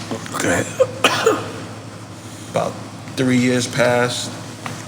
So N.O.R.E was home on house release. I didn't know he caught a case. Okay. So 3 years later, I'm in the hole doing 188 days, and I'm looking out the window. They smoke up the window so you can't see, you can't really make out who you looking at. And that's for the protection, because we'll fly kites, like such and such is here. Is he a good dude? Like, you know, you're in solitary. Right. So you'll check and see. And I'm looking at a smoked glass, and I look like at a guy that looks like N.O.R.E walking in the pound, but I can't be sure. N.O.R.E's not famous at this time? No. So when I get out there, N.O.R.E's there. He just came in. So now, you know, it's me, him, and one other guy on the pound that knew Jay personally, right? N.O.R.E's on the phone with them every day. I'm not, whatever. So when I left, N.O.R.E walked me out. But there was a guy that grew up with Jay. And again, respect to the guy DeHaven. I don't know him. I didn't grow up in Marcy. I met Jay through Jazzo. Jazzo was my guy. I met Jay through him, and me and Jay clicked. You know, and when you start the Instagram page and you got these guys going, I grew up with Jay, these are the pictures, and people are hitting me like, yo, is this dude's story true? I don't know him. I didn't grow up with him, so I can't really comment on that. Respect that. So the dude, DeHaven, jumps on my page and he's in my DMs, and I'm like, bro, respectfully. I definitely did. I was not ready for this. Let's go. I don't know you. I did not know. He hit you in your DM? Yeah, of course. Okay. We're in Brooklyn. I'm not rich, right? So of course you're gonna see, right? And they didn't know this. Yeah, so we're talking in DMs, and I'm like, bro, I don't really respect your angle, but whatever you're doing, that's on you. I don't do that. You know what I'm saying? But I don't know you to comment and say what's true or what's not true. I don't get into that. You know? So there was another guy in jail who came up with Jay, who did the same thing, kind of like what DeHaven did. So now me, him, and N.O.R.E, we're in the feds in Fort Dix. And N.O.R.E comes to my unit, and he's like, yo, I gotta tell you something. I'm like, what's up? He's like, yo, this dude said some shit about you, you know. And I'm like, do you know him? From the street, he like, nah. I said, did Jay know him? He's like, yeah. And I'm like, well, what did he say? And he said something about me. And I'm like, all right, he said, I know you. Meanwhile, you're all in the feds together? Yeah, he's like, you know, I know you going home, I don't want to fuck your time up. Dude, in the feds, that's all I did was fight. So they didn't even have nothing else to take from me. They took everything from me. So they had to let me go. Right. So he's like, I ain't gonna tell you, but you know, I stand by what I say. So I went and checked the dude. And I'm like, yo. N.O.R.E, you said? Yeah. Okay, yeah. So I go see the dude, and I'm like, yo, bro, I don't know you. So I don't know what you're talking about. I don't even know why you would reference me. But I don't have it all upstairs. My elevator don't go to the penthouse. I'm telling you now. So all that shit you doing, I'm gonna stab you everywhere I catch soft skin. Right? You know, Clark's on your phone list. He's on mine. That's the only thing we have in common. I don't know you, bro, but the next time you call mine, he's like, yo, who would say something about me? I'm like, N.O.R.E Jones. He told me to tell you that he said it. So I know you did it, but I'm not that guy. So if you want to go home, bro. After that day, every time he went to the store, he left something in my room. He's going to the, you see what I'm saying? So all this gangster shit niggas be talking, see, niggas want to talk, but niggas don't want to live that shit for real when they come up against something that's going to touch you. I'm going to touch you, and I'm not going to talk. Okay?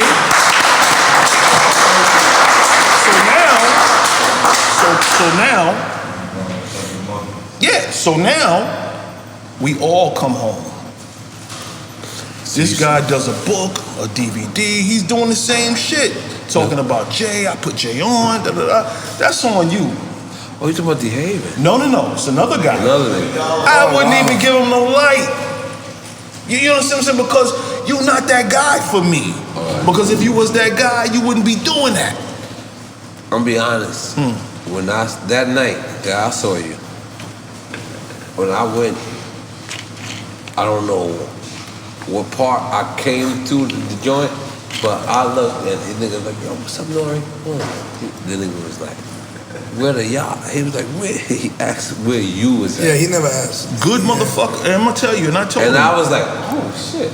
Oh shit. And I didn't know he was there. Then I went back and so the thing is for me, you know, just because he's this guy now, and I've known him when he doesn't owe me anything. Right. You get yourself hot. So just how you reinvented yourself. You could have stopped when you stopped making music, and that's it. You reinvent yourself, man, and you make yourself hot. You dig? And then whatever comes to you afterwards, that's it. Dude.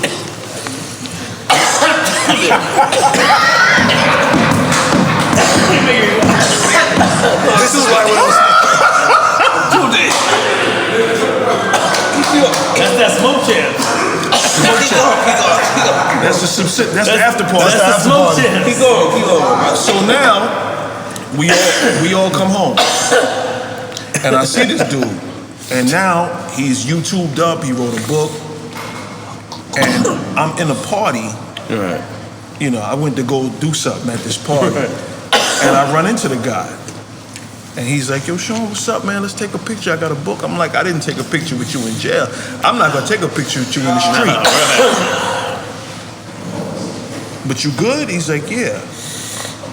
And then he looks at the guy that I'm standing with. Street guy, he did 11 years. This is the first time I ran into him. I don't know they know each other. But this is the gangster, the this, the that, right? And he looks at the dude, and the dude looks at him. He goes, yo, what's up, man? And the dude said, yo, get out of here before you get murdered. And the nigga put his head down and walked away. Oh my God. So you see, these are the people that's I was not ready for this. talking. And they doing all this, I'm this, I'm that, that's bullshit. So when you run up against a listen, Wise, we could call his name 1,000,000 times. When you and I connected, we started talking. And our glue was initially Buster. Okay? I love that guy. I didn't know you were as young as you are. You're 42. Okay? So we're talking, and I'm telling you about everybody in your projects that I know. And I'm like, every once in a while, I go see Uncle Wise on the Ave in front of the barbershop, right? And you're like, you know Wise? I'm like, yeah. Yep. Nobody will ever pull a picture up of Wise on Instagram. You're right. Right? And that's what it's about. If you are that guy, you're not worried about who knows, who thinks, who sees, because you're not trying to be fucking famous. Right. It's real shit.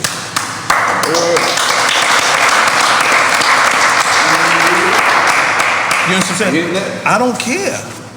I just don't care. So anytime I talk about crime on my page, I always write cryptically. Right. So I write books and scripts now. I write movies. For the record, you definitely did not rob Tupac. Of course not. We just gotta throw that out there. But I'll give you a funny story. Okay. You know the niggas that robbed Tupac. No. Listen, right? So, you remember Third Base? Yeah. Yes, the white boy. Cool. I love them niggas. And they had a black DJ. What was his name? DJ Richie Rich. Oh yeah, Richie Rich. Yeah. He's a See, so the thing is, was it Richie Rich KMD? And you know what? He did this shit the last time I was in Miami. He's like, oh, you don't smoke no. But he gonna try you. He gonna keep trying you. I'm a foul brother. You look in your cup, it's empty. I'm your brother. I'm your foul brother. Come on, let's do it. But hey, Richie Rich is KMD also, right? The same group, KMD? No. They had a group called KMD. Maybe a guy. All right, maybe. So, let's do it. Go ahead. This guy Richie Rich went to my high school, but he's younger than me, right? So one time I'm leaving, I'm going home. And he runs up to me. He's like, yo, man, I just got into the school and, I see you running with these guys and, just look out for me when you get a chance. And I'm like, okay, I don't know who he is. Years later, we get in the industry. He's Richie Rich, Third Base. Right. Whatever.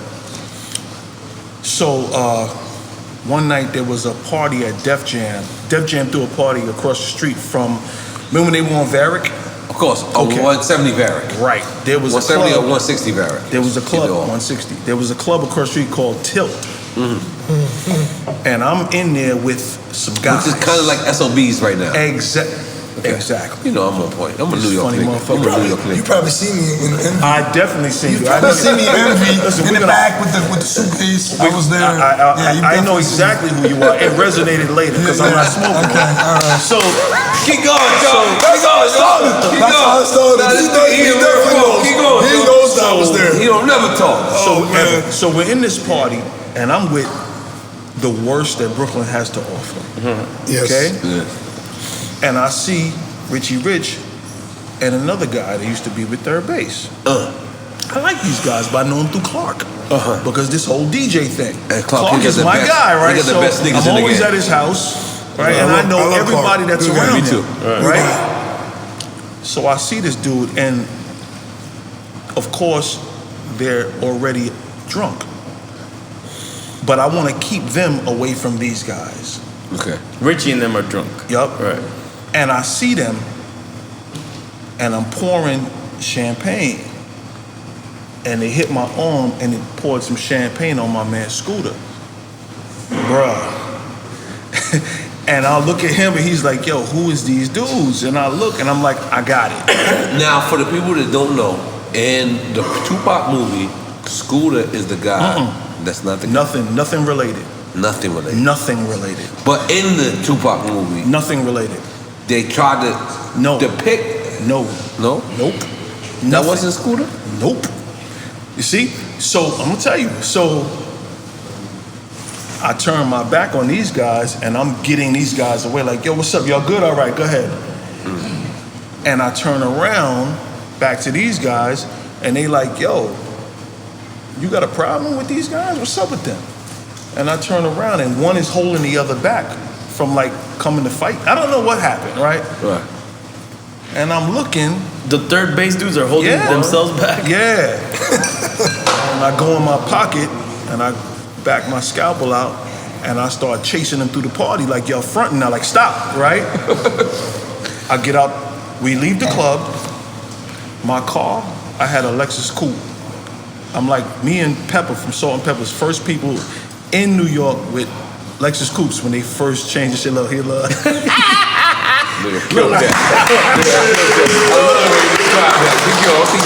So I get outside and we walk into the cars and my shit is leaning. I'm like, why is my shit leaning? My shit is riddled with bullets. Yo, my shit is riddled with bullets. Yo, just a tear just dropped out my right eye. I'm like, yo, my fucking car. The nigga shot your car? Shot my car. Right? No way. Where at? Where's this borough? By Tilt. No, you said it. SOB, whatever you said. In Manhattan? He shot your car, man. Yeah, shot my car, right? Yeah. Cool. I already knew who did it. It definitely felt like some Flatbush shit. Nope. Nope, it was not? Nope. Okay. All right, leave it alone. So now, put it in the shop, bought another car, I'm hoodied up, and I'm looking for these motherfuckers. Because Richie Rich, that's not him. You get money, you could buy a gun, right? And you shoot it, that don't make you tough. Yeah. Right, you just got a gun. And I catch him. And I put him in the hospital. Right? My mother calls me a couple days later. She's like, yo, why are the police looking for you? And at that time, I had cases out the wazoo, right? And I'm like, I don't know. And then I figured it out. This kid went in the house, got his mother, called the ambulance, went to the hospital. She called the police. Yeah. Good. And picked me out of a lineup. So now the day before, when I find out it's him, I call Clark. I'm like, yo, what's up with your man? Call him on a three-way. Gets him on the phone. I'm like, yo, bro, I know y'all shot my car. I didn't say nothing. I'm turning myself in tomorrow with a lawyer. Don't go down there. Next day, I turn myself in. This motherfucker is behind. Goes down. Wow. Picks me out, right? Say nothing. I get out the same day. I call Clark again. Call your man. I'm like, yo, bruh, order protection can't help you. You're gonna have to leave New York. I'm gonna kill you. Right? So this guy is running around with a gun. He gets locked up. He went around a gun not to harm you. Scared. Okay, scared. Okay. He gets locked up with a gun charge. So now he has a case. I'm not gonna call her name because she'll be mad, but whoever promoted the tunnel with Chris Light, don't call her name. Jessica? He said don't call her. Right? Oh, he said don't call her? I'm sorry. I didn't know. Listen. She's the worst. Went down. No, I Yo, didn't. this all happened. I was, oh my God, this is Went crazy. down to the DA's office and said that she saw them shoot my car.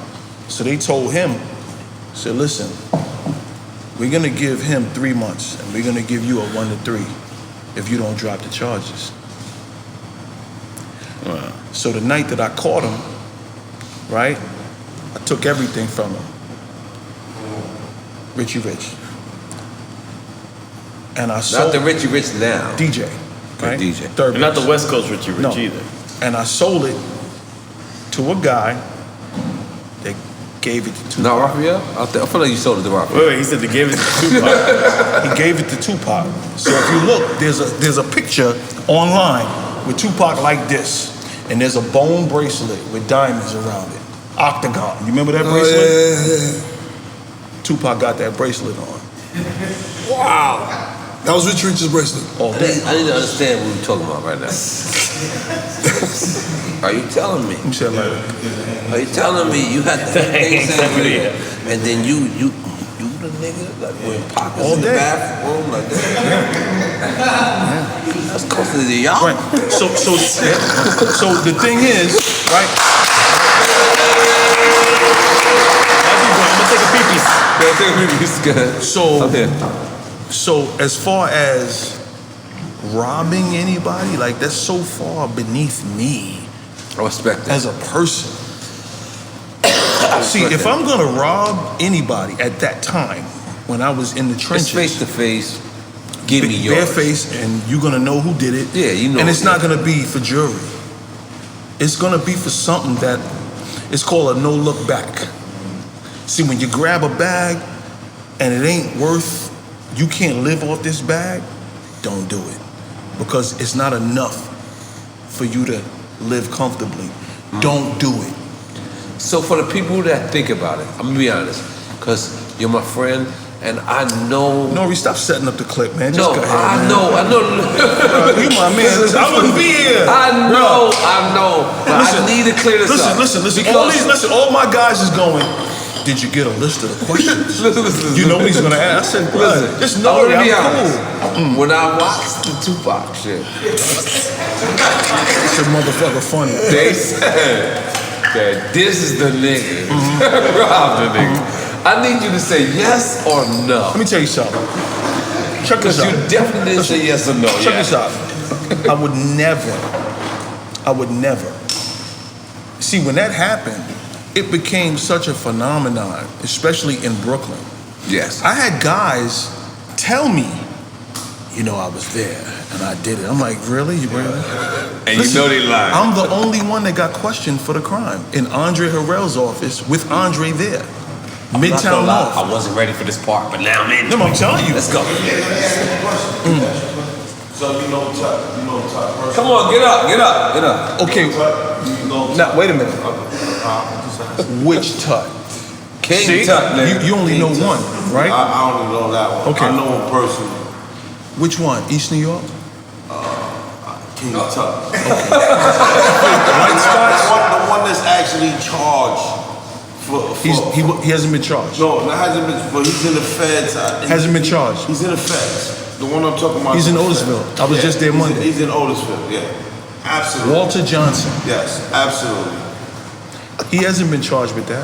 But he's in the feds. Not for that. But I know. But did y'all put those niggas rob this nigga Tupac? I'm not saying for that. I'm just What's your question? No, I'm just asking. What's your relationship like? What's up with you and him? Like, do you know him? Okay, Like, listen. He's a legendary from Brooklyn. Listen. That was a part of my circle. That's real. Scooter and Tut are in Otisville together. Okay? So, where you from originally? From the Bronx. Bronx. And how do you know him? You know of him or you know him? No, I know him personally. Inside, up north? Yeah. I was in Otisville with him. So what year? I was in there, Otisville. I did Otisville 2008. You was there before Scooter got there. I was there before. So you was there with Lou and Tut. Lou Hobbs. Lou Hobbs. Yeah, I was there with Lou Okay. Hobbs. That's my All right. place, All man. right. Listen to me. Listen to me, right? Lou Hobbs. See, LA. okay. This is way beyond You my, see, my street credibility. I'm sitting here loving it. My street credibility does not. I don't know nothing. See, you would know these guys from in there. Right. I know these guys from the Sandbox, right? So you would hear things, and you can't really pinpoint facts as to what's true, what's not true. Right. I know everything that is and everything that isn't. I know the real motherfuckers, and I know the guys that weren't as notorious as these guys. So now Scooter's there. He's another one that you'll never ever hear talk and do interviews and stuff like that. But when he got to Otisville, he went there twice. The first time he was there for an hour, and the warden took him in the office, said, "You can't stay here," and shipped him out back to Allenwood Penn with Prince and them from Queens. Okay? Cool. And then they brought him back. So now, the first visit, I get cleared to go see him because I'm his co-defendant, right? So I go see him. Coming in, there's a family, and they call Tut's name. And I'm like, oh shit, it's Tut's family. Cool. They go in before me. I go in after.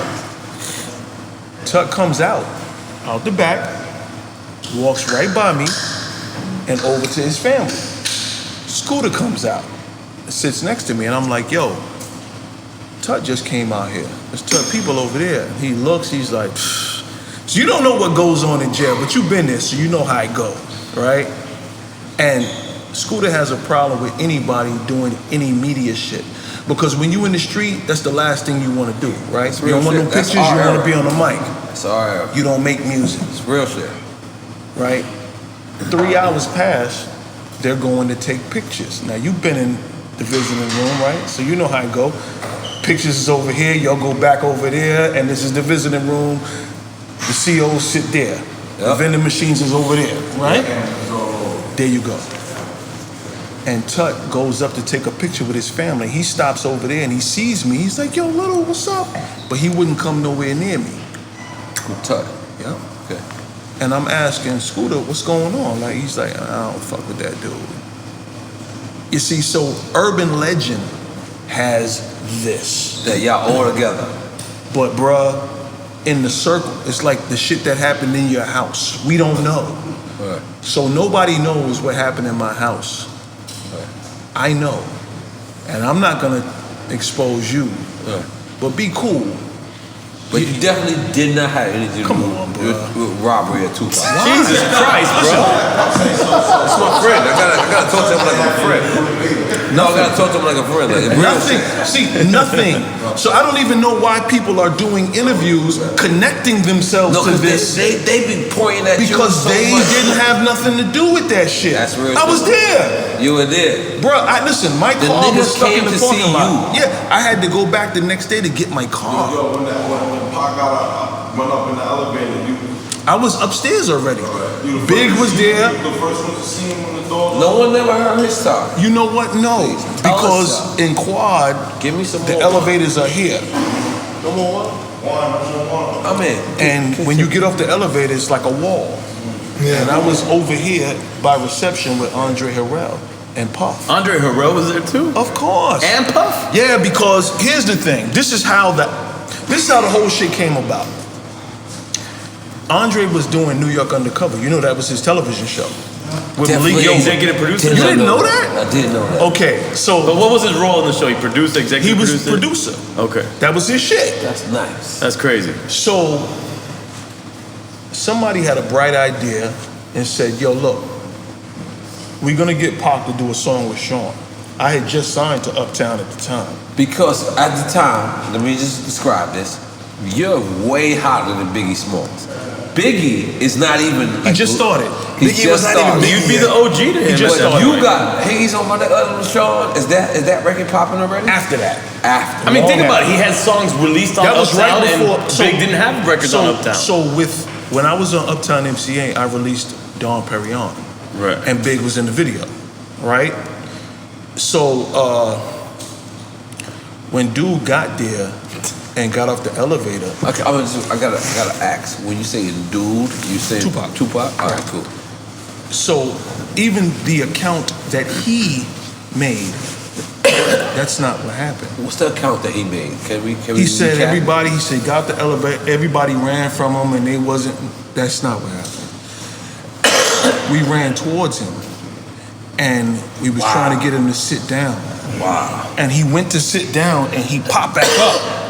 Which is what C says. C says that all the time. Yeah, C said that. Yes, But C we said didn't all the know, time. right? And he said, call my mother. And detectives got there. Ambulance got there, right? And they put him in the gurney, and they stood him up, and they brought him in the elevator to bring him down. So now everybody else that was still there, the police was like, we know that there's guns up here. We're gonna search this floor. I heard that, and there was one guy, short guy, that was with Tupac and them. He didn't leave when they left. And he was just on the wall stiff. And I walked up to him and I was like, yo, you good? He was like, yeah. And I said, come with me in the back. I brought him in what they call the live room, where they have instruments, right? And I searched him. He had a hammer on him. I took it off his waist. But you had to search him? Yeah.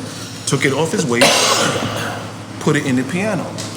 And I said, the cops are gonna search this floor.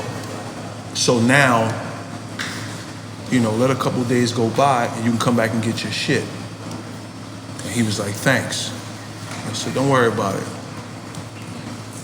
Months later, me and Big, God bless the dead, we in Daddy's house.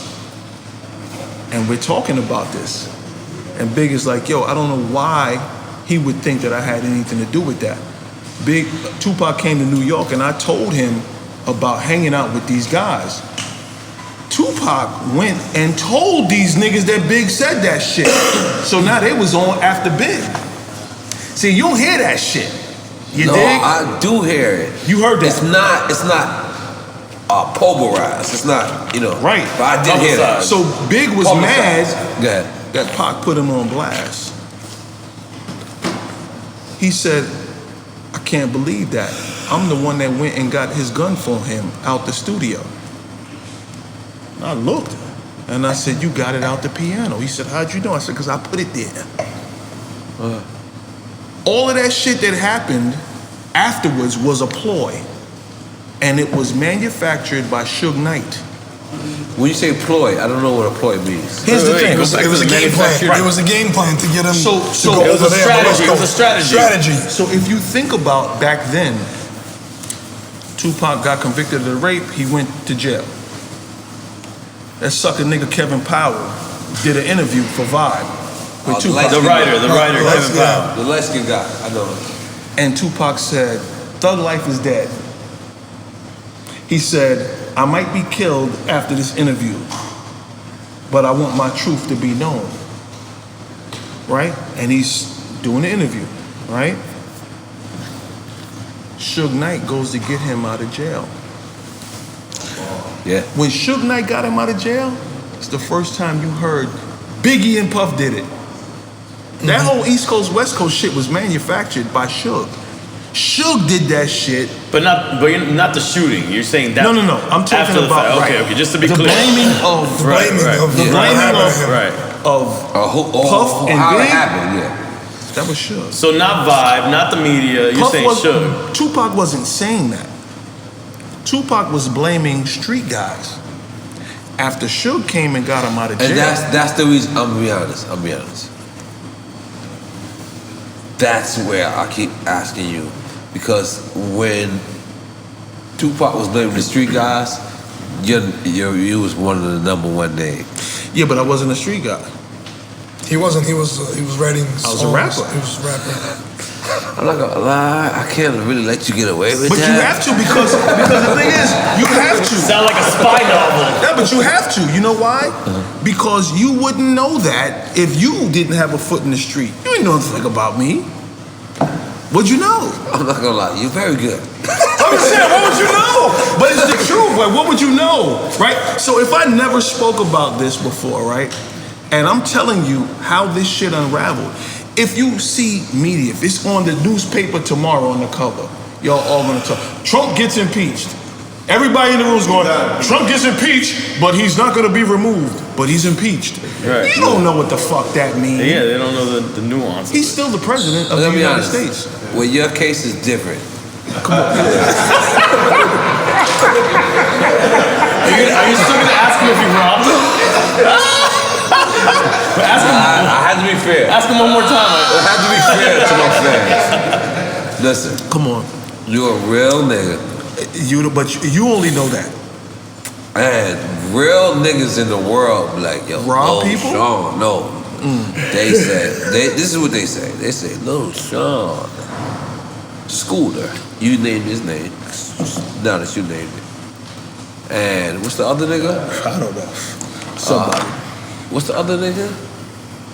The other nigga. The other Brooklyn nigga. They said that y'all three niggas, the niggas that robbed Tupac. Yeah, but I'm telling you. And then y'all bring it to Gabriel. But damn, you ain't that funny. You was a motherfucker. That was definitely a joke. But here's the thing. Okay.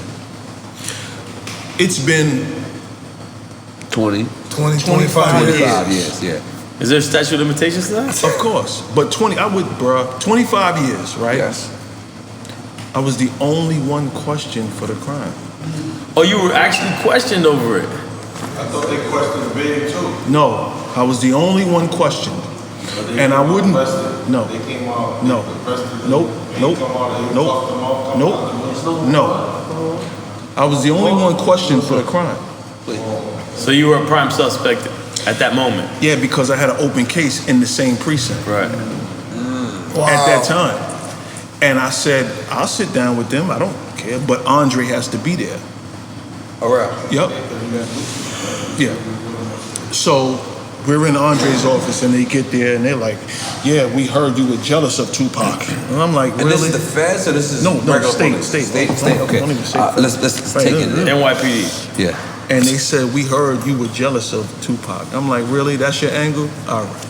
Peace. And I got up and walked out. Like, what are you Great talking story, about? guys. Yeah, because, oh, nah, you know that. Come on, champ. Come on, champ. So, you did. Wait a minute. But bruh, listen to me. I'm listening to you. If I take something from you, it's going to ruin your life. If I take your chain and your watch, that ain't going to ruin your life. So, if I ever rob somebody, it won't be that. Right. But you ever get offended by those stories? All the time. But not anymore after the past two. Think about it. I'm in jail. And that shit is coming to me. And people is in accusing jail you of robbing Tupac. Right, but you know. How did that happen? Like when you're in jail, niggas are like, you robbed Tupac. It's not just robbing, it's you're in every jail, right? You're in every jail, right? I started in Virginia. I did the counties. Every jail. And then I did Otisville, and then I went to Fort Dix, and I came home from Fort tour. Dix. That's you went from the camp or you was in the actual Fort Dix? I was on the east side. And the west side. I was on the west side, and then I went to the camp because the camp wasn't built when I got there. And then I got kicked out the camp, went to solitary for 6 months, no idea what and then got back on the west side with Emory and them. And then I left from there. But, you know. Fort Dix is different. Everybody has y'all. Yo, man, pull up the chair, man. What the fuck is y'all?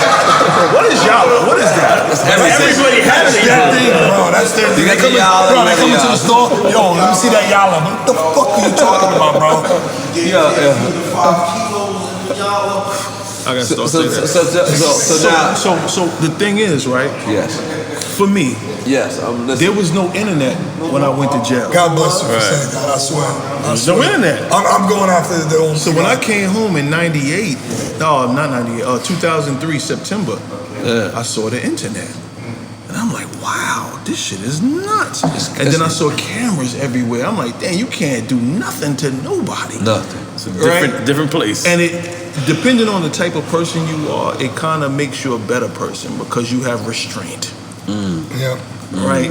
Great. I got road rage. I like throwing shit out my car. Like, I like chasing people. You know, but you're on camera. Very true. So you see all these kids, like Tekashi 6ix9ine, all these guys. Let's talk about it. Open and shut case because you're on in front of camera. They do everything. And there's a time where we didn't have cameras. Hell yeah. Right? And if they solved the crime, it was a rat. Now they got the rat and the footage. And the rat is kind of like a cool nigga too. They even need the rat. Like, that's you. The rat is kind of cool. Like, you know what? I'm gonna. Yeah, let's talk about it, Gabe. Let's go. There's a situation. Rafael is couple of weeks ago, talking about cameras. I came up with the same era. No cameras, no fucking Instagram, no MySpace, no none of that shit. Yeah. I was probably in the same clubs this guy was in. Okay. Envy. He didn't even acknowledge you. He didn't look at you or nothing. I'm telling you, he looks very familiar. I'm not even gonna lie to you. Hey, bro, he looks very familiar. I ain't even gonna lie to you. Let's keep going. Let's go. I was at that time. I was running around with my man Boomer. Boomer. Brooklyn. Yeah, Boomer. Heavy guy. I was running. No, I had no hair at all. No, I got pictures. No long hair at all. I had the braid. I had the sideburns back then. I was running with my man Boomer. He had my back. It was back then we used to call them the Wolves and all of this and all of that. Those guys were not fucking around. I respect Boomer. Not fucking around. Let's go. I was in the club with a backpack with a bunch of gold, diamonds, all bunch of shit in there. I'm telling you, you look familiar, bro. What did I do? What are you saying I did? I feel like you didn't do anything. He's saying you robbed. No, you didn't. Hey, you clapping because you said he robbed him? I'm fucking around. It was a joke, man. I was in Envy at one point. I think Flex was DJing. I don't fucking remember. You was at Club Envy and Yes, Flex was DJing. Yes, Alexis. and I was What year? 2002. 2002. Your bracelet looks so crazy. Look, can you show the people your bracelet? Can you show the people? Look at this bracelet. That's like. What were you gonna say? 2002, I was in jail, so it wasn't me. It wasn't. And what I'm saying wasn't you. I'm just saying you look familiar. It wasn't. I'm not saying it was you. It wasn't me. Nothing happened. I'm not saying. He said nothing happened. Nothing happened. Nothing happened. I'm just saying. I'm saying I was in there, and I don't know. It was. They were afraid. They were scared. I was in there because. They were like, yo, bro, you need to go upstairs to the DJ booth. I remember it was up top. You weren't home. Did it ever make you go to the DJ booth? Never. No. They made me go up to the DJ booth. They're like, yo, stay right here. Don't fucking move. I'm like, what happened? And this is young kid. I didn't understand what's going on. What happened? Nothing. Flex wanted some shit, and I was there, and whatever, you know. But still, what he was saying about the whole Instagram and the whole flexing and all of this and all that, I'm not that guy either. If you see my Instagram, maybe I'll put a picture here or there of myself, but I would never ever say, yeah, I did this. Yeah, I did that. If you know, you know. No, but you did a lot of custom good jewelry. Yes, I understand that. But if you know, you know. You don't see me. You should claim my shit. Nah. When you say my shit, you say, yes, I did that. No, because you say, I did that. Because you know, some people, they just, I'm not gonna name names, obviously, but some people, they love to move around in funny ways and. You gotta say names, man. Come on. No, we're not saying names. You're here. Wait, hell, you're not doing that. I'm not doing that. Wait, you shot him? No. Yeah. I robbed him. No. Listen, I'm not. Listen, at the end of the day, when it's very, it's somehow because right now, you know, I'm looking at the era of the jewelry and the whole thing. Definitely not mad. Definitely not, because you got to roll with the times. Can I ask you? Because a lot of people came from the Coliseum. Yes. They came from Queens. They came from Brooklyn, Queens. Brooklyn and Queens. now to 40. Come on, bro. I'm about to fucking. Please make sure my car didn't get crashed. But now they came from Brooklyn, Queens, but now they're in the Diamond District. Now Because that's where they want to be. At the end of the me, honestly, I want to get the fuck out of there and go to Fifth Avenue and go Let to. me give you a Diamond District story. Oh, here we so go. now, yes, I'm getting ready to go in. This is 98. I was about 19. I just signed a huge deal with Sylvia Rome, right? Sylvia's good. I know Sylvia very And well. I can't go to Tito because he's not right. Right, because of that thing, right? So I go to my cousin Don Pooh. Tito is telling? Yeah, he's telling. So I go to my cousin Don Pooh and I'm like, yo, I need you to take me to Jacob because I don't know him. But if he knows you, right, he'll deal with me correct. Right. Because I heard that he wasn't You all say the way your cousin right. is Don Pooh? Yeah. Right? I love the way he just said that. So he brings me there. I pick out some earrings. I give him $8,800. Right? I go to jail. A year later, somebody came to visit me wearing them. And I'm looking, I'm like, damn, where you got them stones from? They're yellow. And they're like, these are yours. I'm like, those ain't mine. And they're like, no, these are your stones. And I'm looking going, those ain't mine, they're yellow. Said they turned yellow one day. Right? Oh, man. He already, don't say, you already know, right? So now I got a lot of time left. I want to get out that day. Don't tell me you. Kill Hold on a Jacob, second. right? Hold on a second. Wait a minute. Don't tell me. Wait. Okay. So now, Okay. I come home. It's not even on my mind anymore. 5 years later, right? I get with Dame. We're back and forth to Beverly Hills, right? Private jetting, right? We're in a party in Beverly Hills at this place called Teddy's, right? And Jacob walks in? no. Okay. Quincy Jones is there. Dame is talking to Quincy. Sanaya Lathan, Quincy's daughters, right? And I'm just off to the side by myself. I go to the bathroom. I come out the bathroom. I stop at the bar to get me a drink. About it. Wait, who actually here, right? I go to the bathroom and come out and get me a drink. I'm at the bar. Jacob and his wife walks up next to me. And I look, and I'm like, yo, what's up? And he's like, hey, how you doing? Nice to meet you. I said, you don't remember me? And he's like, nah. I said, yo, motherfucker, you sold me laser-treated stones. They were laser-treated. You know about that. Yes. After a year, they turn a color. Not after a year. It depends. If you put heat on them, they turn a certain color. I've never heard of this shit. So it's called clarity. It's called. No, I'm not getting a lot of money. No, that means they're fake, though. No, they're not fake. Continue. It doesn't mean they're fake. It's listen to me. Let's say that there's like the original ones would cost say $25,000. Right. That's why he paid $8,800 at that time. Okay. Understand? Because they're still considered diamonds. They just come out of the earth same way. Listen, we just laser them. I bought clear clean them up. stones. I'm in jail. They turn yellow. I got a problem. I ain't buy yellow stones. Yeah. And he act like he But didn't know yellow's me. good. And Yeah, but see, but you talk about No, if you buy them white and they turn yellow, that's a problem. That's a problem. That's a fucking problem. Maybe it went up in price at that point. So now, so Dame walks up and he looks at Dame. And you know, Dame got jokes. So I grab him. I'm like, yo, bruh, I need my Jacob? money when I get back. $8,800 ain't nothing to Dame at the time, right? So he's like, yo, Shawn, what happened? I said, listen, mind your business. I got him, right? To Jacob. Yeah, and he looks at Dame. He's like, yo, I don't even know who this guy is. Motherfucker, you know me, right? Yeah. And I pull him close and Dame separates us. I'm like, yo, when I get back to New York, I'm coming to your office. Right after that, he gets locked up with the BMF case. I ain't gonna lie, he owe me some money from that day too. You see what I'm saying? I have a story. I have a story about I ain't this. gonna lie, I would Yo. have never said nothing unless you said it. Listen to me. I have a story about See, this. I don't Hold care. on. No, I Because do you care. can't beat me. It doesn't even matter. Like, I just want. right, and I'm gonna tell you the truth. When you I see want me, like one of them like fake Richard Millers that he got. He got like Listen to me. Jacobs. And Yeah. It's like it looked like Richard listen, Mille. I was in Atlanta at the time when BMF, these guys would meet you throwing hundreds in the crowd. Yeah. Literally, when they throwing dollar bills, these guys are throwing hundreds. They threw couple hundred No, grand. I'm being very serious. They threw hundreds, like literally, and a lot of them. In the place, in the Diamond District. Yeah. No, in Atlanta. In Atlanta? Fucking cars. What was but that they never club? came to you? So listen, I'm getting there. Oh, I'm sorry. It's a process. Funny motherfucker. You know, I know. I'm staring. I'm I'm good like, at my job. and I'm like, yo, who the fuck is that? And let me mind you, at that time, it was only Jacob had no competition for a good 10, it was him 15 by years. himself.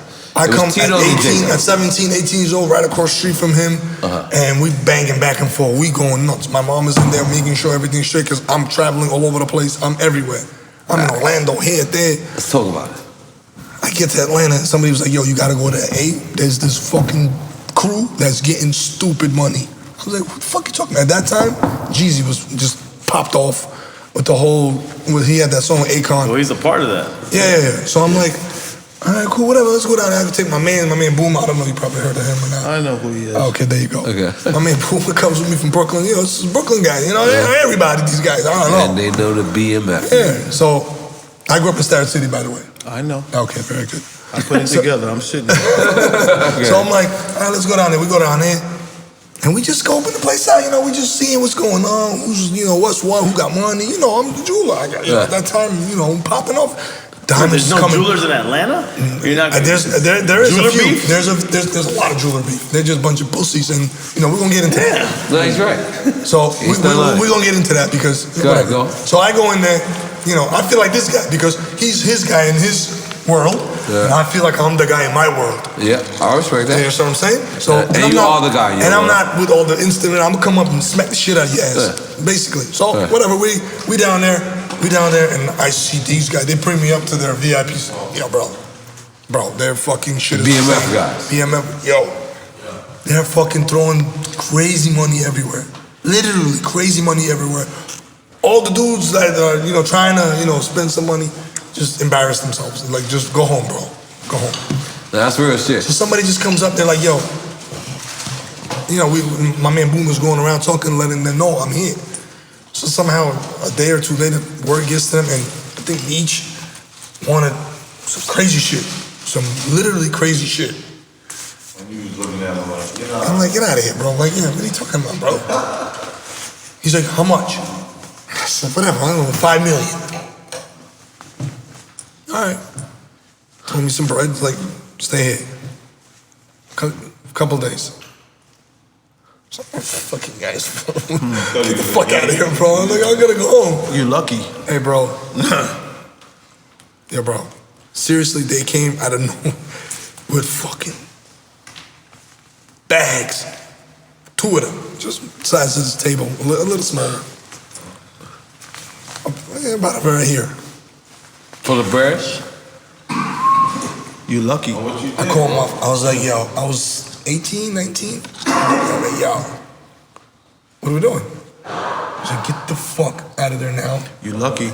Get the fuck out of there now. I wouldn't have even said that on camera. You lucky. Whatever. And I'm not gonna lie, he's been 18 or 19 for a lot of these years, man. It happened in that time frame. No, but I have to ask you. 18, 19, 20, I was like all in that 2-3 year era. Joe Crack, I love him to death. Yes. Joe Crack told me when we were at Jimmy's Uptown, you remember on 57th? I love Jimmy's Uptown, yes. He told me, he's like, yo, Gabe, if I'm with you or not, you a motherfucker, you gonna make it, cause you got it. I see it in you. And I was the second only jeweler he ever fucked with besides Jacob. He cut me that fucking one check. I made like 7 or 8 TS pieces back in the days for him. You made the TS pieces? Yeah. Let's make some noise for that. I feel like we should make some noise. So, segue. I gotta piss so bad. Yeah, I've me too. been staying here. So, y'all niggas are very interesting. Let me just give you this, right? So, I've been doing, you know, I was personal training for 22 years, right? Getting people in shape, right? Talk about it. And then I started designing meal plans for people to stop going Oh, I to need the to talk gym, to you afterwards. get off the medication, all that shit, fuck the gym, fuck your trainer. Wait, the meal plan says fuck the gym? You didn't send me that instruction. He definitely didn't send me that. I didn't send him anything. But yeah. You sent me the meal plan. You didn't say fuck the gym. I called him for information. So my meal plan that I designed, you can sit home and watch TV and lose weight. Oh man, I need to talk to you. Right? And I've been selling it on Instagram, right? So, and I'm saying this because, right, a friend of yours told me to tell you what's up. He's down 20 pounds off the meal plan. And I gave him the meal plan, and he sends me these, right? So he said, when you see N.O.R.E, tell him I said, what's up? Mayor. That's my Mayor. Mayor sends me a video every morning, and he says how many pounds that he lost off the meal plan. He looks great. I'm gonna call him tomorrow, and I'm gonna be like, nigga, you're not sneaky at all. At all. Go take your peepees, man. I gotta take a piss. Go take your peepees. I'm gonna be honest. I'm asking up No. You keep going. Go ahead. We're gonna talk uptown questions real quick. Keep going. This nigga, listen, this is probably the only guest we know that knew Biggie and Tupac. All right, go take your piss. I gotta take one. I'll be right back. This is what I want to know. Tell me Heavy D stories. Heavy D? Yeah. All right, so I met Hev probably while hanging out at Uptown. Right. He's the first person that ever showed me love. Was he an executive at Uptown ever? Nope. Because it seemed like he was bringing in all the artists. Nope. Hev was around from the beginning. Right. And he was the first person in Andre's ear. So Andre Harrell was the CEO of Uptown. And he always listened to Hev.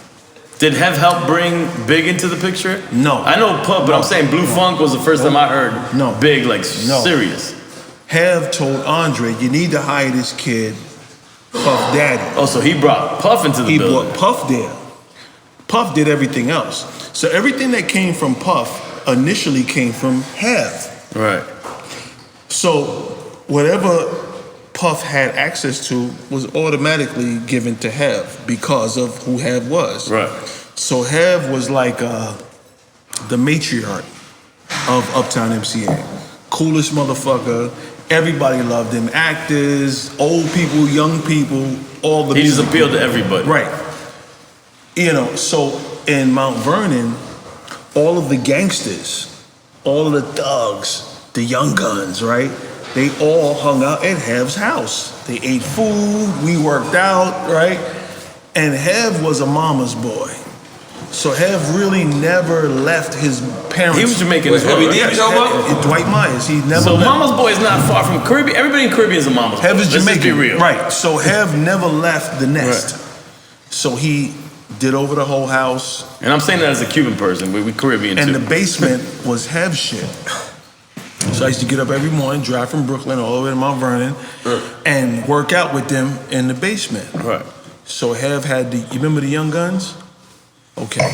So not to be confused with not to be confused with Philly Young Guns. Yeah, because Young Chris is out here writing everybody around. Yeah, no, not Young Christian, way before that. But in my mind, right. So I see Young Chris and Wale. I know that doesn't make sense at all.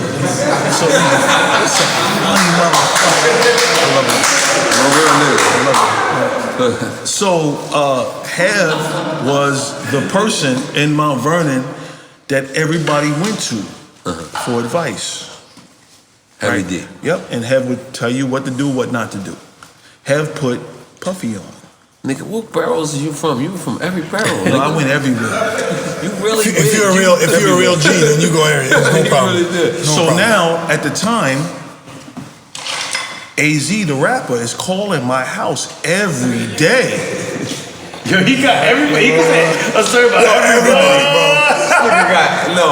And you did that on purpose right now.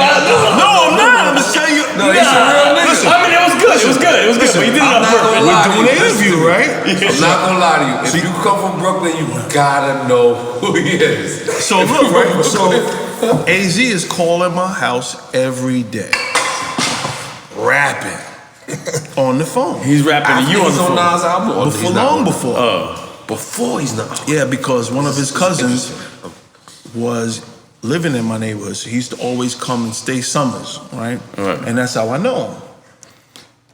So he's calling my phone every day, rapping. Rapping to the point I put the phone down. I'm like, hello. He's still rapping. Still going. In my mind, he was to say visualizing the business and lifestyle. You say some other shit. He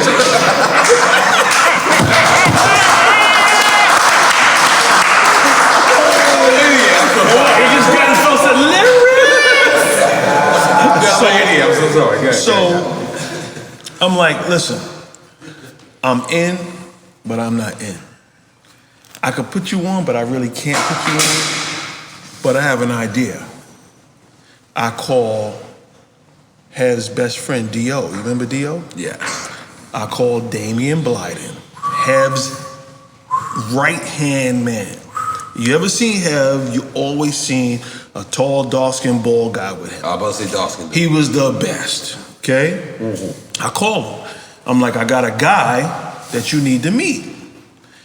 And I'm like, he's really good. I'm saucing it up, right? And you're talking about Heavy D? Or who are you talking about? Damien, D.O. And he's like, all right, I sent him the number. He calls AZ, invites him to Mount Vernon. Pete Rock is really not Heavy D's blood cousin. What? No. Hev Come on, man, said, you ruin us. I'm telling you the truth. Listen, you want to know the truth? I'm going to tell you the truth. I'm trying to tell you the truth. Come on, man. We grew up on this. Hev Just said, fucking up our reality. Hev said that Pete Rock was his cousin because it would make a smooth transition. So if you like Hev, you're going to like his cousin. And he's doing fire beats, right? It's Pete Rock. It's my cousin. There you go. So Pete Rock is doing you gonna ruin beats. Santa Claus next? No. Better not. I think Santa Claus is real. Maybe. Right? So he hooks up with AZ, brings AZ to Pete Rock's basement. Pete Rock is doing tracks for Nas. First album, Illmatic. So you're not gonna tell me Pete Rock introduced Nas to AZ? Damian D.O. introduced Pete Rock to AZ. Pete Rock is doing tracks for Nas's first album. That's how Nas meets AZ. Yeah, he kind of just told you that. So now look. You're not about to tell him that that's the way that they Wait a met. minute. So now that's how AZ got on Nas's first album. Now, because he from East New York, he from Queensbridge. There's right. no way other than your story right now. So it makes doesn't sense, make right? sense. Okay, I'm from Now Brooklyn, it makes right? sense, yes. Cool. So now, I just did the introduction and I backed out of it, right? Today, when you meet an artist and you're like, wow, I could make a bunch of money from, let me sign them. That wasn't my thing. Cool. They meet and then history happens, right? A couple years ago, they do a documentary on AZ. So I said, let me BT? watch. Was this BT? Yeah. So I watched the shit. Okay. And there's no mention of me. And I'm like, that's not how they met. So I go on social media and I'm like, yo, what kind of bullshit is this? That's not what happened. There wasn't no elaborate, I was a big hustler and that's bullshit. So I reach out, tag everybody. I'm like, yo, what kind of sucker shit is this? Tag everybody. Yeah. And D.O. goes, he's telling the truth. AZ's manager. Yeah, that's how we met. Right. And that's how AZ got on Nas' album. You know, so keep it 100. You understand what I'm saying? I don't want no money, but goddamn, listen, I negotiated Busta Rhymes' solo contract outside of Leaders of the New School. Of course. Outside of Leaders of the New School when he went solo. How you a Busta right now? Great. Okay. Because you negotiated. Not past negotiating. Yeah, because the thing is, when you came into rap back in the days, right? It was a lot of people. You know, a lot of people wasn't getting money. You got a deal, Yeah, right. But that didn't mean you made money. And it's crazy. My lawyer then is my lawyer now. She just texted me, right? She said, "Get the fuck out of there." Same lawyer. She's like, "Get the fuck out of drink shit." Right? Not me, right? So, Busta Rhymes' cousin is on my case. This kid I grew up with. So that's how Busta ended up in I don't know if Brooklyn. you said Busta Rhymes' cousin's on your case. I don't know if that means that his cousin. Well, just leave it at that. No. I'm gonna explain. We grew up together. Okay. So Busta's parents got a divorce. One went to Long Island, one stayed in Brooklyn. So that's how he's from Long Island, and then his father stayed in Brooklyn. Right. His father just passed, God rest his soul, right? Yeah. So I get a deal. The way my deal was structured, I got paid before the record was made. Baseball contract. I respect that. Bow. So I drive up on Troy and Church where we used to all hang out on the corner, right, in East Flatbush. I got Mary J. Blige with me. And Buster, I'm not fucking with this guy. I'm out. This guy been flossing the whole No, I'm telling you the shit. Real shit.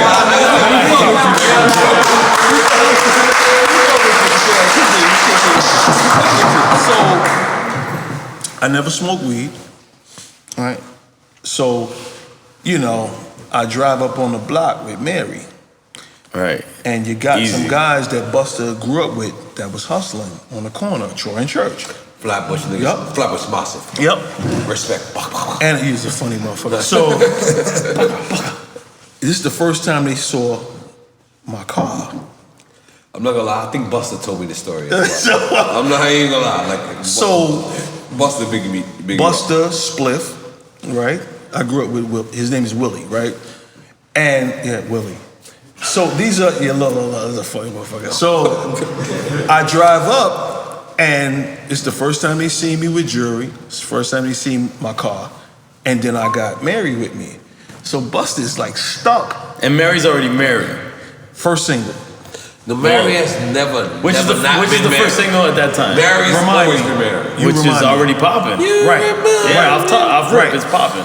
So she gets out the car and she's in the bus stop with them. She don't know what's going on. This is Flatbush. Yeah. She don't know what's going on. And, you know, I get out the car and we're talking. Buster pulls me to the side. He's like, yo, how the fuck you got all of this?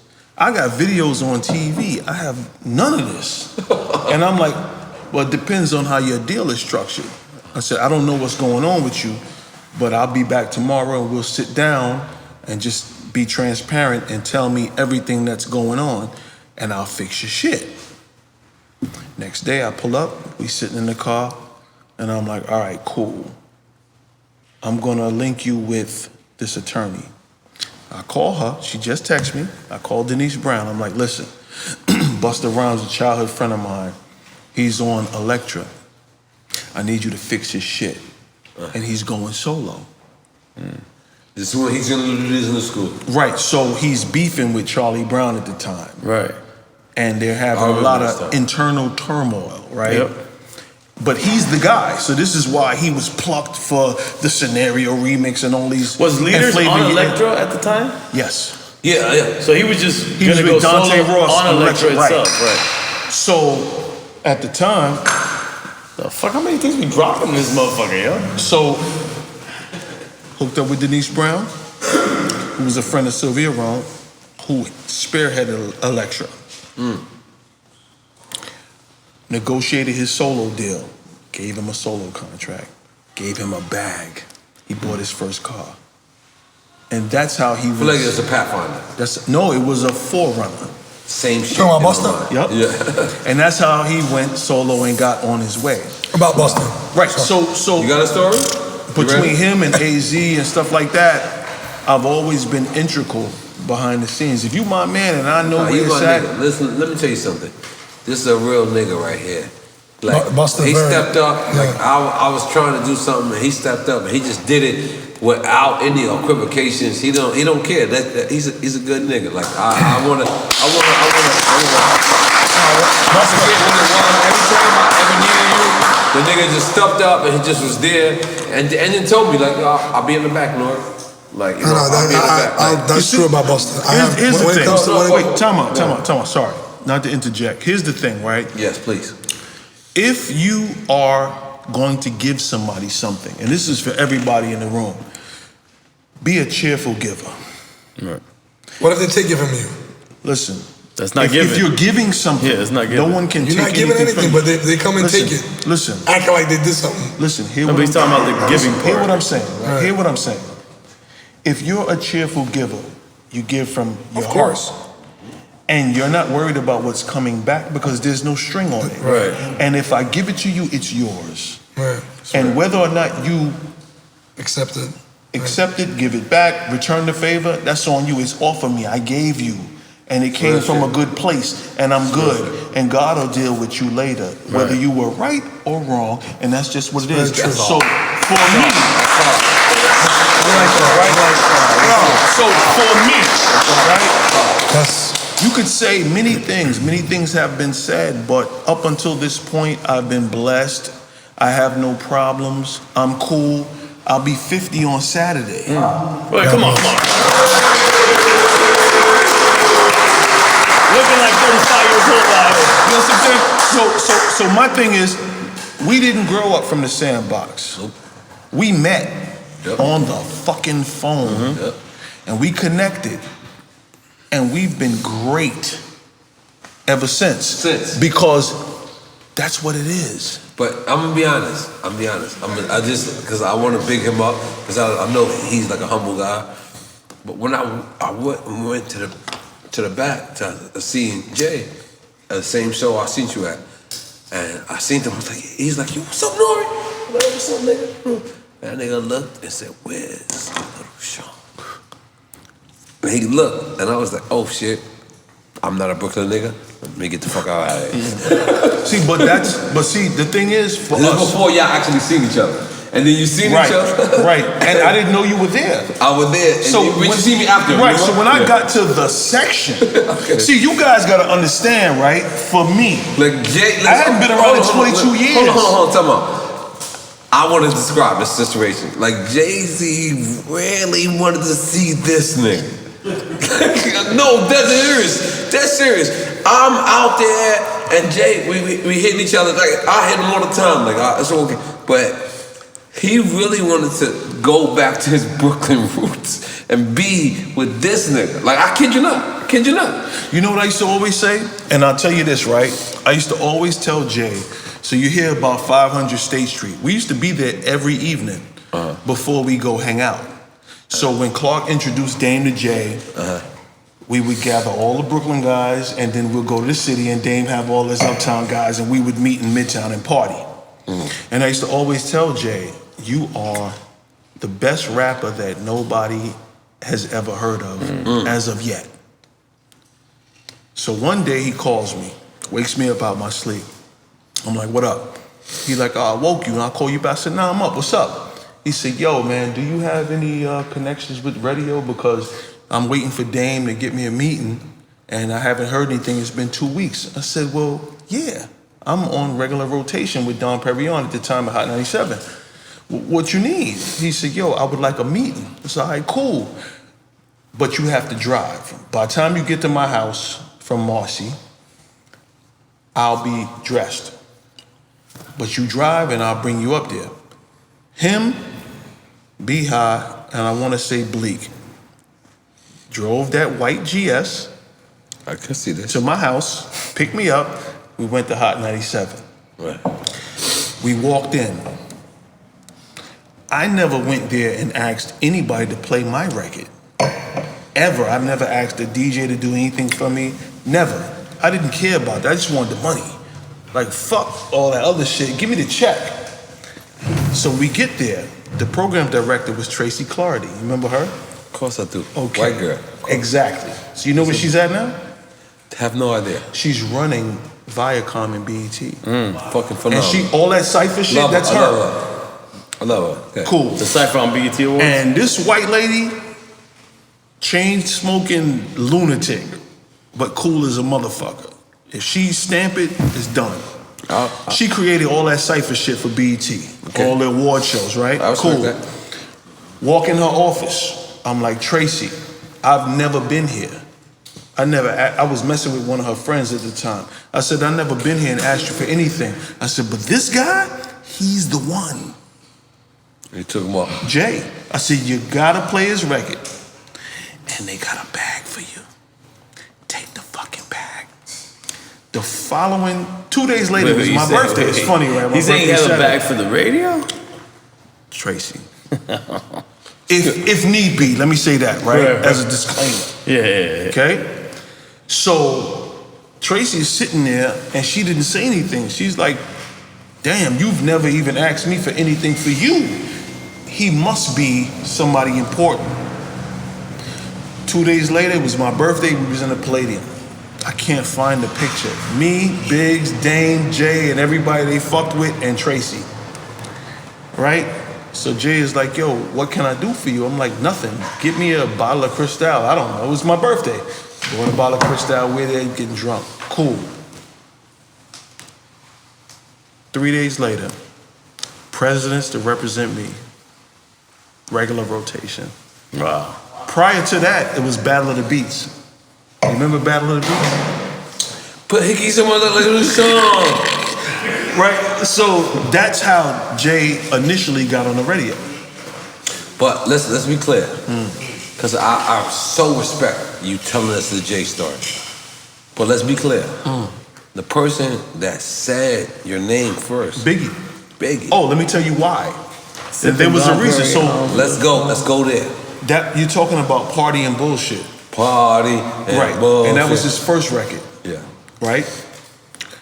So there was a lady that worked for Uptown MCA. She did styling. And she worked right next to Puff. Her name was Sybil Pinnock. She dressed everybody on Uptown MCA. Uptown MCA was like an incubator.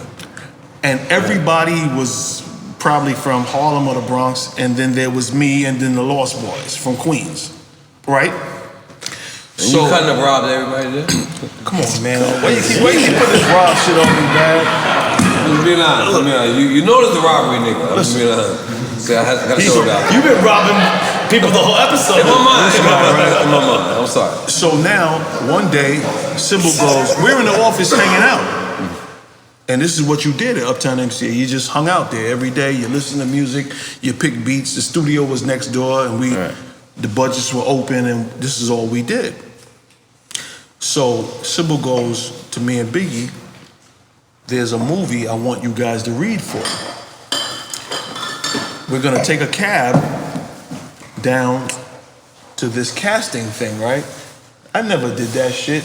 Biggie was on Uptown. So this is before Puff lost his deal there and did Arista and Bad Boy. There was no Bad Boy.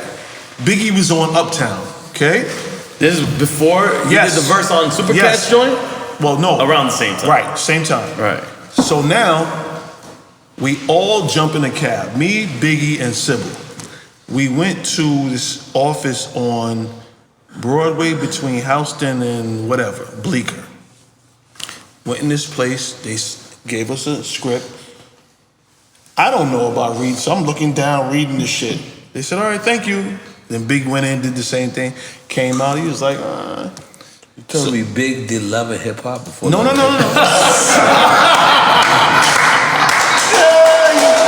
He's enjoying this shit, right? So now, stupid. That night, I'm in the studio with Heb. Heb is doing So For Real. I forgot. So For Real. So I'm telling Heb, yo, Sybil bought me to read for this movie. So Heb is like, word? All right. So what, you think you got the part? I'm like, nah, it was terrible, right? Who's the man? Nope. So I'm like, man, fuck that script, right? Months later, the movie comes out. Hev has the part that you was supposed to have. That we read for. What is it? This was New Jersey Drive. Oh.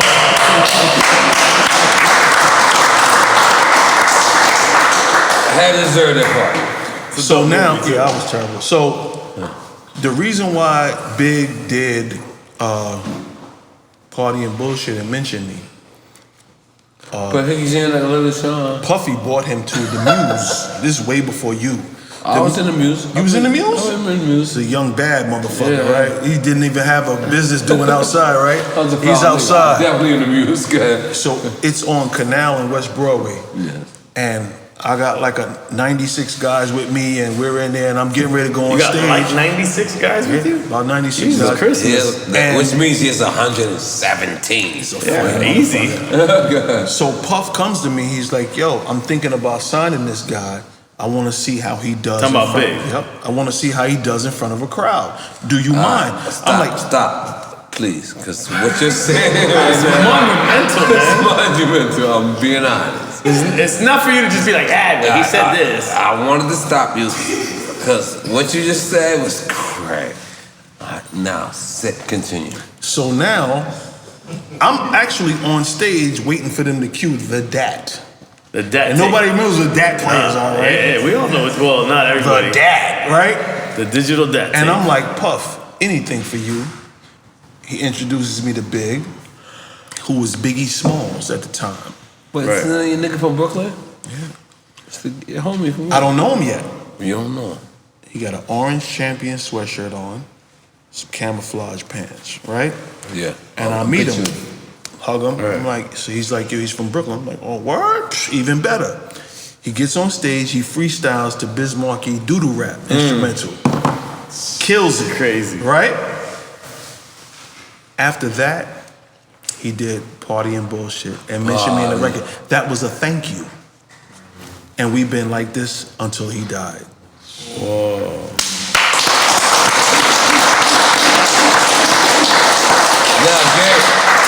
Yeah.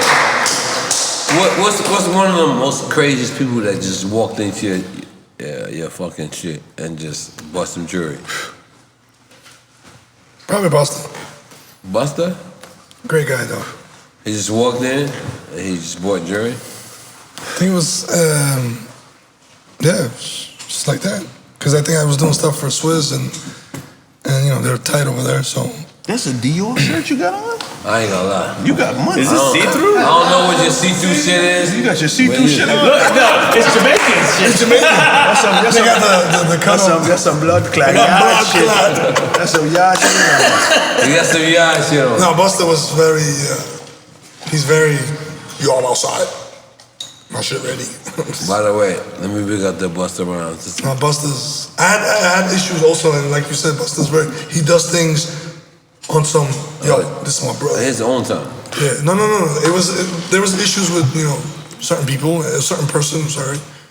And, you know, he found out and he comes to the office, he's like, what the fuck? I'm like, yeah, that's your man, bro. He was like, right there. Make some noise for that. He calls the guy right there, he's like, yo, bro. He's like, yo, bro, what are you doing, bro? It's family, bro, what are you doing over here, bro? Where'd my man go? He left? Dude that was sitting here, the new Tuck. We've been on a flight, so we've been up since Tuesday. Oh, he ain't say goodbye. God damn. He bounced. He ain't here, but he ain't leave, but he here. Are you talking about a driver? Yeah. Your driver? I got a fake driver. Gotta make sure we out here. Keep the Fake driver. But the thing is, and my point, right? There's a lot of people that have pulled strings and made things happen, and you'll never hear from them. Absolutely, yeah. Right? So, like when you're talking about Dame at a point in my life did a lot for me. I love the guy. Are you fucking with the new Dame right now? I haven't been in touch with him in a long time. We fell out some years ago. You should call him. But the thing is, Dame has some family members from the other side. And all you know is him because he's loud. But you know Darren Chandler, Darren's brother Bubby, my brothers, Homicide from the Bronx. Like Dame got some real family members. Forget about the chief. Can't forget about the chief. How you know about the chief? You from the Bronx? Keep my mouth. Okay. Matter of fact, let me give you the chief. Let me give. That's funny you said. That's crazy. So now, here's the chief. The chief is Darren's father. No, so in every family, Darren Dash, the cousin. the cousin. Right. Okay. So Darren Chandler, he is probably the most important person behind Dame that you'll never know, and you will never see who he is. You won't speak. He's in the cannabis business now, right? Yep. Making a bunch of bread. He knows who he is. Yeah, that's my nigga. Right? This guy's father was that guy for the family. Right. So when Dame's mother passed, The patriarch. matriarch. Matriarch would be the mother, no. When he said Dame Mom. So when Dame's mother passed, I don't know this one. the chief took them in his home. When anybody else in the family had kids that needed shelter. Right. The chief took them in. It's Darren's father. Dame is Ivy League educated. Dame reads a book a day. Dame grew up playing lacrosse. Dame is that guy. He's not a street guy. Harlem is the only connection to the street he has ever had because of where he lived. But out of that house came Darian Dash, who went into technology. You remember Darian? My nigga.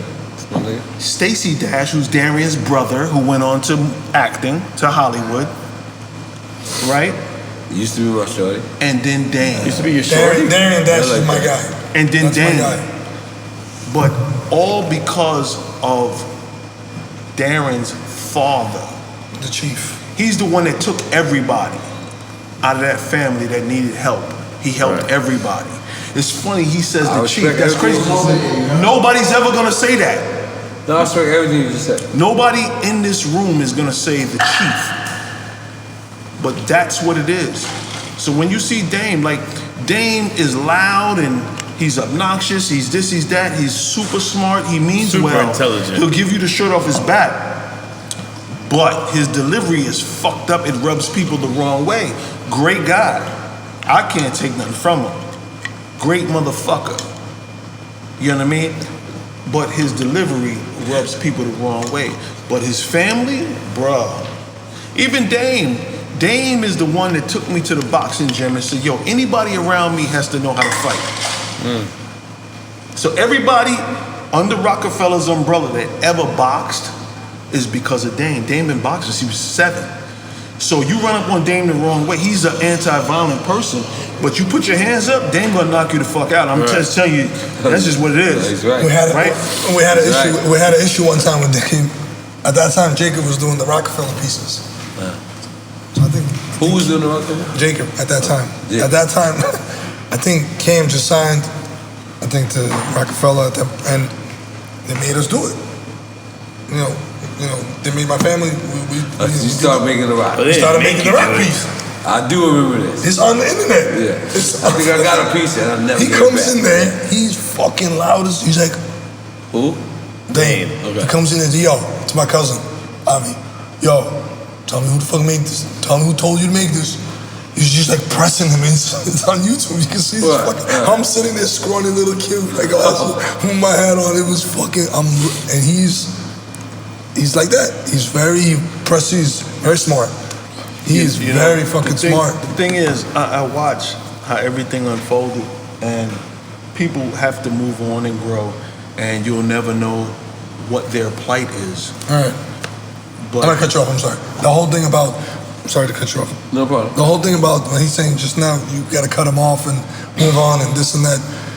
The whole situation with that other guy that you mentioned. To me, you know, I was Alex? I was very, very. I took it to the heart. You know, because my brother passed away. He called me. He said, "Yo, I'm here for you." You understand? When somebody dies like that to you, and then you're supposed to be right there because you're always with us. We took you in, bring you everywhere, and introduce you to fucking as you know one of us because you wasn't one of us. We made you one of us. You understand? So that shirt is a lot of money. That shirt, listen, that shirt costs a lot of money. Nah, I mean, there's a check. I'm just saying. It's $few dollars. You know why? Because I was looking for an outfit to wear to see you, right? I'm going, I gotta look right? I tell you. And I went on the Dior site. I'm like, I'm not spending that much money for that shit. This motherfucker comes through with a see-through Jamaican Dior shirt, right? Let me tell you something. Yo, I know how much that was, right? Yo, Shawn. It's a Jamaican shirt. Shawn, I swear to God, I was 12. Listen, you have a Jamaican Dior shirt. I grew up in Brooklyn, bro. Listen, I grew up in Brooklyn, my guy. That's a Jamaican Dior shirt. Yo. How much you spend for that shirt? I don't know, like 800. No, that's not 800. I don't know, something like that. That is not an $800. Yeah, I got a discount. Listen, Tom. This is a fucking $3,000 No, it's shirt. not, bro. Definitely not. No, I feel like I'm gonna turn my back on him. No. I feel like you're right. I feel like you're right. That's a $3,000 No, it's not. Dior Anyway, shirt. All day. this whole Jamaican stuff, it happened. I was 12 years old. Woman comes into the mall holding a baby, and she has the Jamaican cut, you know, those shirts. They're called Nick Ganzis. Nick Ganzi, she's wearing, holding the baby. Her nipples are sticking out like fucking bullets, and I'm like, I'm 12. I'm like, what? My dad comes out of nowhere, hits me in the back of the head. What the fuck are you doing? I'm like, I'm just staring. They were wearing that shit just like that in them day back. Yeah, but not to interject. It's $3,000. No, it's not. It's 800. It's $920. I promise you. I can Google it for you. Anyway, back to what I was saying. Good. What he was saying is absolutely right, and I learned to, you know what, let it go. You know, just you gotta let it go. You did your, you understand? Because you know what I mean. Because it was just funny how, you understand, guys just come into your life and they just slither their way into, you know, where they are, and when they're on, slither their way into who you are, into who people think they are, into who they think they are. You understand what I'm saying? And literally on, you understand, some other shows and talking about, people are asking them like, yo, how'd you get on? You know, you're talking about real estate. Yo, listen. Yo, so I just want to say, sorry, Shawn. I just want to say that you're right about that. N.O.R.E. You put good out there, and God, you'll get it right back. N.O.R.E. runs 5 miles on the sand every morning. Do you know what running 5 miles is? Listen, 5 miles is, listen, this motherfucker runs 5 miles every day on the sand. When you have a boxer, you train a boxer, you bring him on the sand because it makes your feet heavy. Yeah. So when you get in the ring, your feet are light from running on the sand. Right. Look, he's just gonna agree with me, right? So we connected on the phone, and I'm listening to him. I ran 5 miles once, right, with Dame by accident, right? And I got on the phone with him, and he's like, "Oh no, I run 5 miles every morning on the sand. I live in Miami." I'm like, what? I'm not gonna lie to you. When I was following a lot of people, I eat whatever I want. When I was following a lot of people, and I stopped following people, you started running and you're posting the shit on your stories and stuff. I swear, I used to smoke cigarettes because of your because of your whole thingamajig over there. You're running. I stopped. I swear. I don't smoke cigarettes. I swear, I stopped. That's a true story. Yo, that's a true story, bro. I'm dead ass. I'm not lying to you. Listen, I stopped because of that. Hey, but I love. And listen, I did not get the jewel from you. But I had a Newport cigarette. You ever see my Charles? I saw you. I know you always in my store smoking. You're like, yo, where the cigarette at? Going outside the store smoking like crazy, coming back in. Yo, 5 minutes later, I need to go smoke again. You know, the thing is, crazy. With you and I, we connected on the phone. Man, you my nigga, like on the side. Right. And so sorry. You know, in case niggas don't know. No, and they don't know. We don't give a fuck if they know. They see you, but they don't see me. Ever. You're never gonna see me. Right. Fucks with you. So after this interview, I'm going back in my hole. Going back in my bunker. No, please say everything you need to say. You have to, because I'll be honest. Twitter's my most negative conversation, right? So when I go to Instagram and I say, I got such and such, so when I say, yo, I got Little Shawn here, right? I say, yo, I got Little Shawn tomorrow. Everybody said, is that the nigga that robbed Tupac? I can't with this. Yo. You know you my brother. I'm not trying to give you anything, but that's exactly what they said. So he just made the record very clear. Yeah. I want you to tell these niggas no. You know, look, for me, right? Yes. Even doing Behind the Smoke, right? And my guys know. That's your own shit. Yeah, I've never done anything. Yeah. Nothing. I didn't come home. I didn't get back to music. I didn't find an artist. I didn't produce. I didn't write for nobody. Right. I just was done with the music industry. I don't go to puff parties. I don't do none of that shit. I go to puff parties sometimes. Nobody sees me. Well, you can't. The nigga invite me to the new shit. I don't know. There you go. Right. Well, you on right? No, he did invite me. I'm lying. So for me, I wasn't interested in none of those things. But definitely did not. You already know. But you know. You. What do you think? What you think? I don't think anything. But what do you think? Do you think I would stick up somebody for their jewelry? No, I don't think that. There you go. But I know you. But see, here's the thing. You're talking about people that you're corresponding with that don't know you, they don't know me. But I'm not asking for me. No, listen. Right, but here's the thing. The audience. They're going by what they think. I don't care what a motherfucker think. If a motherfucker got a problem with me and he feel froggy, he got late. But I'm gonna pop his top. But you definitely didn't rob him. You already know. I just gotta ask. But you know. I know for me. I did it. You thought he robbed? No, I did it myself. But what do you think? What do you think? No, what do you think? I'm 1,000,000% knowing you as a brother. There you go. I know that you either. So for me, you know, you hear N.O.R.E. constantly mentioning this.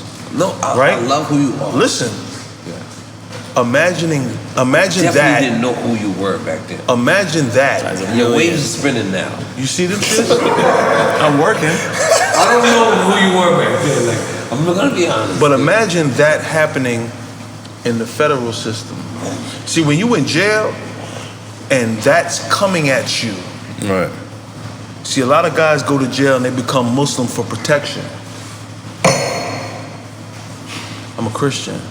I feel like we should make some noise. Right? So, if there's anyone that was in jail with me from 98 to 2003, they only gonna tell you one of two things. And you can ask Emery. Bang. I came home on a Tuesday. I had a fight Saturday night. I fought to the door. It's just who I am. We don't need to fight no more. No, but I'm just saying, hey, listen, I don't, but I will. Push come to shove. It don't matter. But I'm just saying. It is what it is.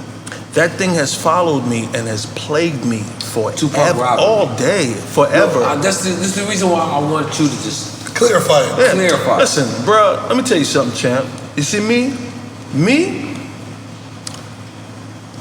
This is the first interview I've ever done in my life. Are you my friend? I know you did it for me. I'm my friend. Well, no, I can't say that. You can't? No, hell no.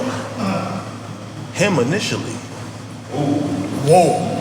Come on, give me some vibe, cuz. You know why? Because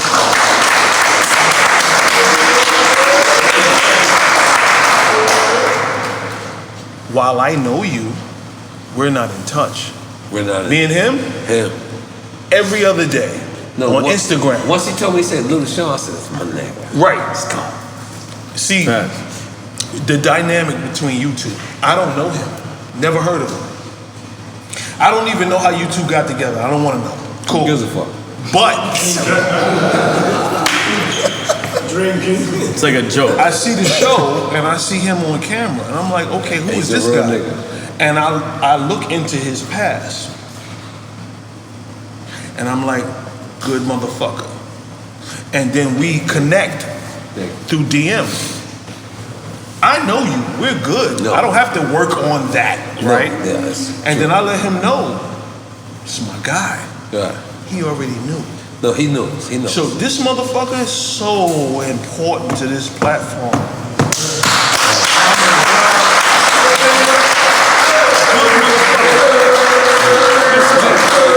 And a solid.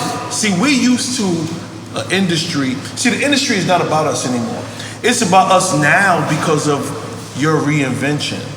And when a motherfucker comes on this, they don't even know Capone and Noriega. Right. They don't know about the snipes that was on light poles and all that shit, right? Warning posters and all that kind of shit. They don't know that when they sit down with you. They just know Drink Champs, N.O.R.E, right? They don't know N.O.R.E.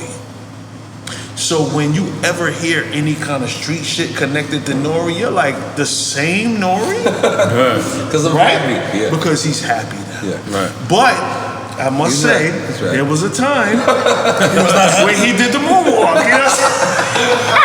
And you know what I'm talking about? Yo, listen, I'm on the internet. Yeah. I see everything. No. It's what I do every morning, right?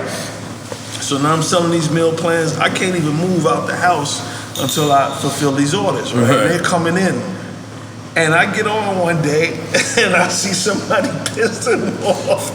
And he did a video. And he said, what? Got me fucked up. pull up. You got me all the way fucked up. You're a chick? I'm not fucking with you. Go get some niggas. Because this is who I really am. And I said, you know what? I respect who he is now. I love the reinvention. I love what he's doing. But I really embrace this. Because it still exists. I'm not a sucker. I fell in love. Sucker, listen, man. I loved you more. Thank when you, I saw because and that side came out. Yeah. And I sat there and I watched that shit 3 times and I said, this motherfucker, I fucks with this dude. Because I'm not a sucker. Because this is what I'm doing, but don't get it fucked up. You got me mixed. You wasn't even born yet, right? But you got me all the way mixed. This is who I am, and I can revisit that. And I can't wait. This nigga got me laughed. Yo, I laughed. You came out of character, you know that, right? I didn't want to. How many phone calls did you get? I got. You know what? I'm gonna be honest. I got so many phone calls, but the one phone call that meant the world to me was my brother Deuce. Ooh. And when Deuce called me and said, "Don't you ever send you by yourself?" Because I was like, he said, I'm by myself. I'm J.Lo. Yeah, don't worry about it. You got my me fucked brother, up. my You're brother a chick. Deuce said, we're not gonna do that. Go find some niggas. Yeah, where you at now? This is where I'm at. What? You don't know? And I said, yeah. My brother called me, and listen, and I'm gonna be honest, cause I was just so stoked out. You spazzed. I was so stoked Bro, out. you haven't been that person. I never was that person. I wasn't that person, but no. my brother Deuce said, no. You used to be that person. So he called me and he said, I don't know who the fuck you think you are, but if you think you by yourself, you're not. Bruh, listen to me. And God from bless, that moment on, God bless Deuce. I respect him. No, however, he right here. He ain't there. Who? Wait, who? He right here. Sitting here with the white shirt. Oh shit! What the fuck is that? Yeah, that nigga out here smoking a cigarette. Listen. Yeah. You know, and it's okay. Yes. You're human. It's okay. We know. Yeah, I know. But we know you didn't want to do that. Right. But at a point, and you tried to deflect and you ignored, and it wouldn't work, and it got heavy. And you're in the media space, right? So you gotta protect your brand, right? And you said, what? Got me all stop. We gonna stop this shit now. And it stopped as soon as you did that. As soon as I did that, because a motherfucker said, you know what? I might not want that problem. I don't think they want this problem. I know they don't want this problem. I know Tony Dredd, you see Tony Dredd? You see, for me, this is Tony Dredd. This is my big brethren. Queens? No, Brooklyn. Tony Dredd. Where? What part? Crown Heights. Where? Franklin, Nostrand Avenue, Prospect. All right, stop. How old are you?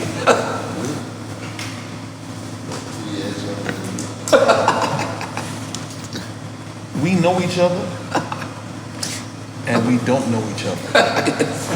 But we know each other. And that's how Brooklyn is. That's how Brooklyn is. I'll tell you a funny story, right? I'm at the Wells Fargo Arena in Philadelphia. And I'm with Charlie Mack.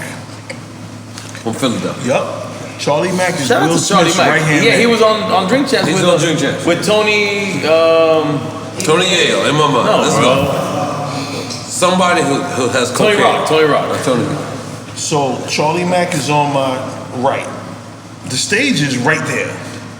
We're backstage. We could see who's performing. It was a Meek Mill's concert. Meek Mill's and Friends. A couple years ago, right? In Philadelphia. Yep. And Fab is getting ready to go on stage. He's standing right here with his security. His brother, Paul Kane. I know his brother. He sees me, we speak, embrace, cool.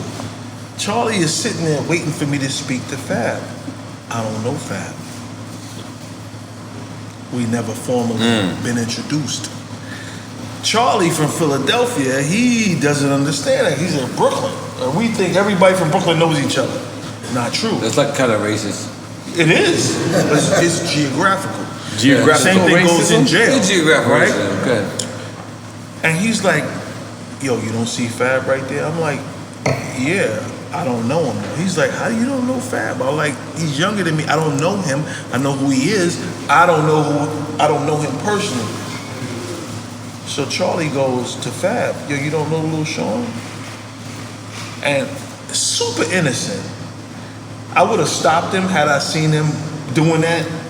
And he said, Fab said, of course I know who he is. We haven't been introduced. Right? That's fair. Charlie said, well, let shit. a Philly guy introduce two Brooklyn guys. He introduced me and Fab. That's dope. And we met. And I had to explain to Charlie, Brooklyn is different. Leave Fab alone. No, Fab's great. In my mind, Fab didn't show you no love. No. Listen. I want to know what happened this month. So I had to tell Charlie, in Brooklyn, if there isn't a problem, there will never be a problem. That's hard.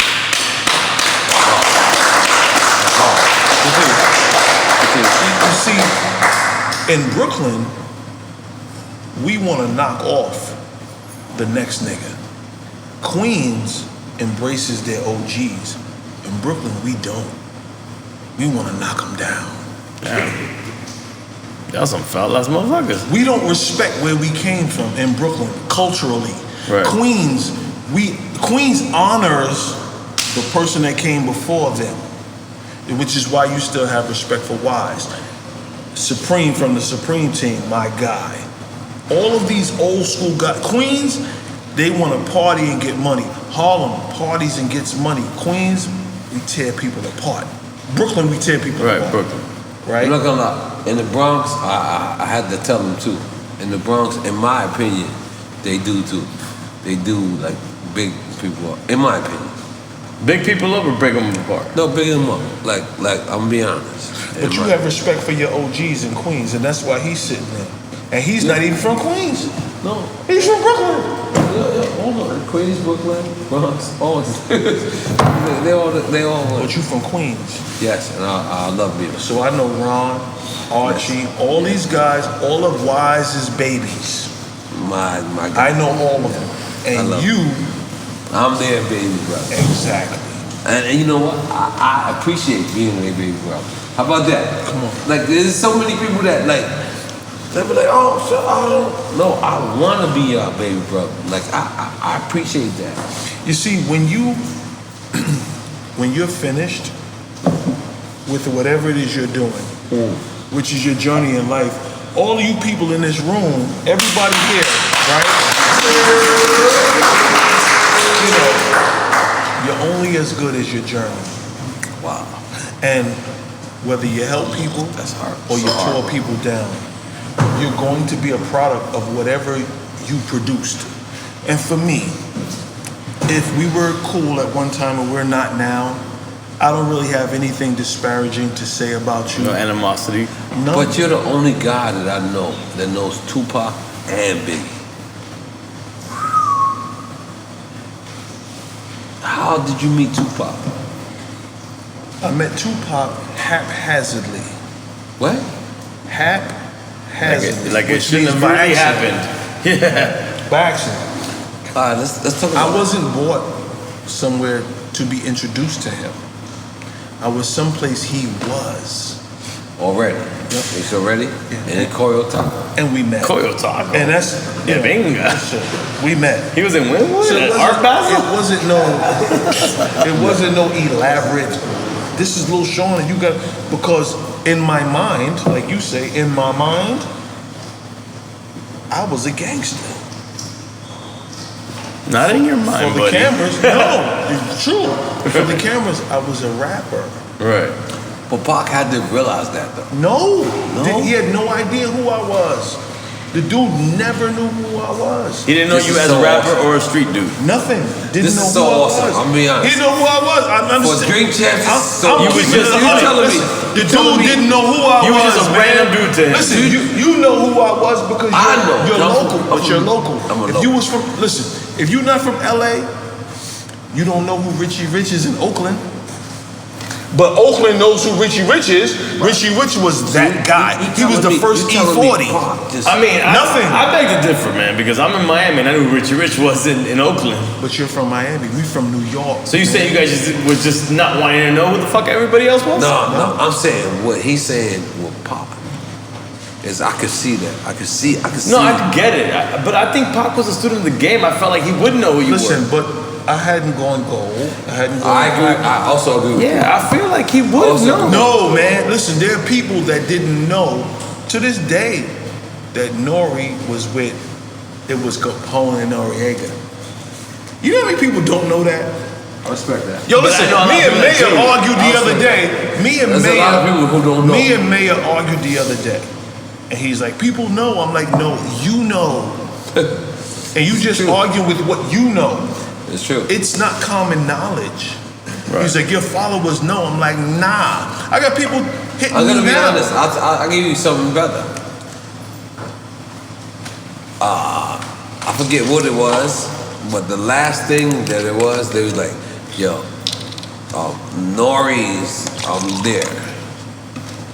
But what we were saying was, N.O.R.E makes tacos. Yeah, but I make tacos by myself. Like, they say, yo. Even better for him.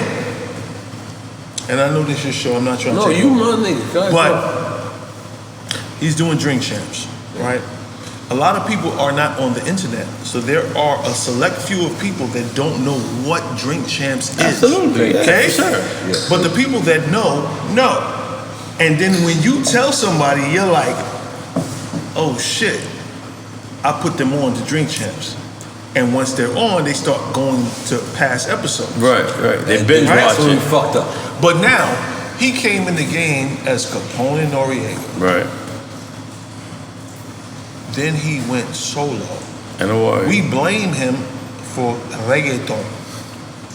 And then y'all niggas love me for that shit, Right? right? Now y'all love me. Oh shit, I always like it. But he started reggaeton. And I say it, I pronounce it correctly. You did pronounce it pretty damn because good. People think I'm Dominican, I'm not. Reggaeton, right? But after reggaeton, right? Yo, you are Cuban. You see, right? And then he does Drink Champs. There are some people that only know Capone and Noriega. Right. That's what? Nah, that's a fact. And then there are only people that know Daddy Yankee, reggaeton. Then there are only people that know Drink Champs. Right. Now you're dealing with 3 different people. He's right. And when you consolidate, people hit you and go, "Oh shit! I didn't know you were the." I'm selling meal plans on Instagram, and people are going, "I didn't know you were the one that did." And then they'll come back. after this, they didn't know you were the one that robbed. Oh my god! You say he robbed Tupac? No. Why did they say and then they'll come back. We never negotiated. Listen, negotiated. Did you rob Tupac? We're 3 hours into this. He didn't do it, man. Sean, don't tell him you bring this stuff to me. We gotta take a picture and we gotta get out. No, I'm gonna be honest. I'm gonna be honest. Because your name is synonymous. No, it's not. Matter of fact, holy shit, I'll do one better. With the robbery of Tupac. So I come home from jail, right? I get a phone call. And they're like, I'm doing a Biggie movie. And security guard to call you? Nope. From Coyo? Nope. No, he said call you. See, you keep hearing Spanish. From Coyo, right? No, he said it first. Good. So he's like, we're shooting on X, Y, and Z. Come meet us here tomorrow. I want to show you some shit. So I go to the set. And he's like, out of respect, we want to make sure you're okay with this. Right. And if you're not, it's out. This is the Notorious movie. It's about you, this scene. It's your scene. Where you robbed Tupac. Jesus. Why you keep saying that, man? I didn't say that. I said that out loud. Come on, man. You had to clear that up before we wrap. That's not me. No, Definitely you know what? Let's take a picture and no clearing up. You definitely didn't rob Tupac. Listen, me robbing Pac is like me robbing you. No. Would I? He didn't rob Tupac, Definitely didn't rob me. Would I? You definitely didn't rob me. What would you think? Would you think I would rob you? I don't think you would rob me, but I'm gonna be honest, I'm not from Oakland. Doesn't matter. From Oakland? What do you think? I don't think you would rob me, but I think you would rob Tupac. I'm just throwing. Because he's from Oakland? You think I would? I think you would. You think so? A little bit. A little bit. What would make you think that I would? Yo, man, we can't have this psychiatric treatment right now, bro. What would make you think I would? Your fade. My fade? He said the waves. Your fade makes you feel like you gonna get in there. No? No? Never. Never. Listen. So they called me to the set. Right. And it's the dudes that's producing the film. And they're like... Poetic Justice? No. No, not Poetic Justice. No, it's Boys in the Hood. How about that? Boys in the Hood. Let's go. So I see this shit. And whoever they have playing me has a speaking role. Right. And I read this shit and I'm like, nah. But they got the Yalo playing the Yalo? I'm like, y'all gotta get that out. What the fuck is Yalo? You don't like the way that they sing? I just don't like none of that shit. Any of it. Like, don't have none of that shit connected to me, right? I respect Like, that. take it all out. And they take it out. I respect that. So now when you go back and look at the Notorious movie, in the scene where the robbery happens, Right. there's a light-skinned guy with freckles and a gray sweatshirt. Is that you? That's supposed to be me. No speaking part. It was Mark Pitts. Oh, shit. Wait. Wait. Man, I'm gonna take a piss. No, I'm taking a piss too. No. If we take a piss, we taking a picture and we leave it. Before everybody takes a piss. But please, tell these niggas. So you saying Mark Pitts? Mark Pitts is the one. Mark Pitts and his cousin Wayne Barrow are the ones that spearheaded. Great way to pour that. Time for that, goddammit. Look up. They're the ones that did the Notorious film. Yes, we knew that. And Miss Wallace has always been connected to them, so they've always been moving in Big's best light in his absence. Right.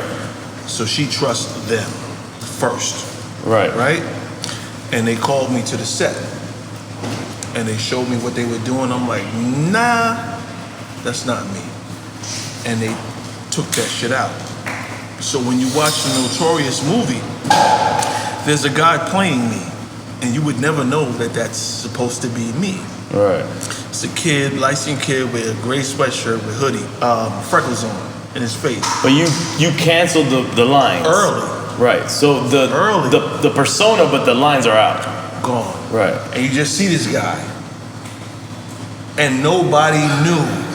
Go ahead. This is so hard. This is so beautiful. I love this. Continue. You see, now you have people that come on the show and they just blah, blah, blah. And I have not been reachable at all. Nah. You have never been reachable. Right? Okay. Cheers. Thank you, sir. You can't find me. I can't find you. In my mind, you my trainer. But if you go to him, I feel like I could find you. I feel like I could find you. But him, he's on me whenever he wants, right? He's a great guy. Such right? a great guy. Love this guy. But now I sit and I watch your show. Everybody you have on. The best episodes that you've ever had have been N.O.R.E. Gotti. I've heard that a lot. Hilarious. Yo, bro, super entertaining.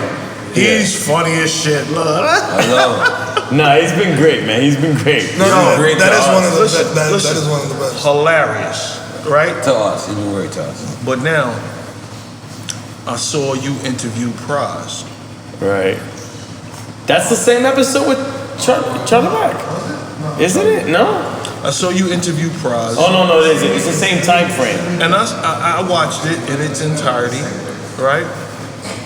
And he called my name, and I'm like, He did call you name. I'm like, why would you call my name? What'd he say? He said that he was with Tupac the night that he got robbed and shot and da da da. Definitely did And say he said, yeah, I got it on my phone. He said, yo, No, he definitely did say he that. said, you remember Little Shawn? Listen, Praz is a piece of shit. Coño. Right? That one left really quick. Right? And the thing is for me, right? For me, Was not ready. if you call my name, I'm like, damn, pass me $100 grand. Why you even talking about me? Right. When was the last time you saw me? I never liked you. I never spoke to you. You don't have to know me. Why you on Drink Champs? a platform that gets this amount of views per episode, why call my name? I'm not trying to be famous. I'm not selling anything. Why me? Leave me out of your mouth. You don't know me, champ, right? And when I catch you, I might put blood in your mouth, right? I'm not safe. Leave me the fuck alone. I'm watching the episode and I'm listening to this dude call my name, and then it's lies. He did call your name? Oh, 100%. I'm gonna rewind. It's lies connected to it, right? And I'm like, first of all, what you're saying is incorrect. That's number one. It's a lie. And you're doing that because the camera's on. Number two, bruh, Tupac didn't leave you to come to the studio. He was at Ron G's house doing a mixtape, you fucking sucker. And when I catch you, I'm gonna put blood in your mouth, right? That's my thing. And then you have a case looming over your head for embezzling money, you fucking sucker. You dig? Cool out. Be cool. Talk about you, don't talk about me. You not that guy. Be cool. You was with the Fugees. Y'all sold the most records in hip hop. Talk about that. I didn't sell no records. I got checks. I grabbed bags. There's no reason to mention me at all. I don't want that. I don't want that. I don't want you calling my name. So if you're on a platform after selling 20 million records, it's something about you that ain't right. And when I catch you, but you get on this platform and you talk about how you were broke because you didn't produce music like White Platform, you didn't write music like Lauren, and then when the group disbanded, you were stuck and left alone, and you didn't have no way to get any money, and you started embezzling bread. And you had to borrow money from street niggas, and niggas caught you and smacked your head off in a car for 75 grand. Talk about that. Because you won't hear it from me, but when I catch you, put blood in your mouth. So when I watched the Drink Champs and I heard my name, I couldn't believe it. I'm like, damn, people still thinking about me? You know what it is.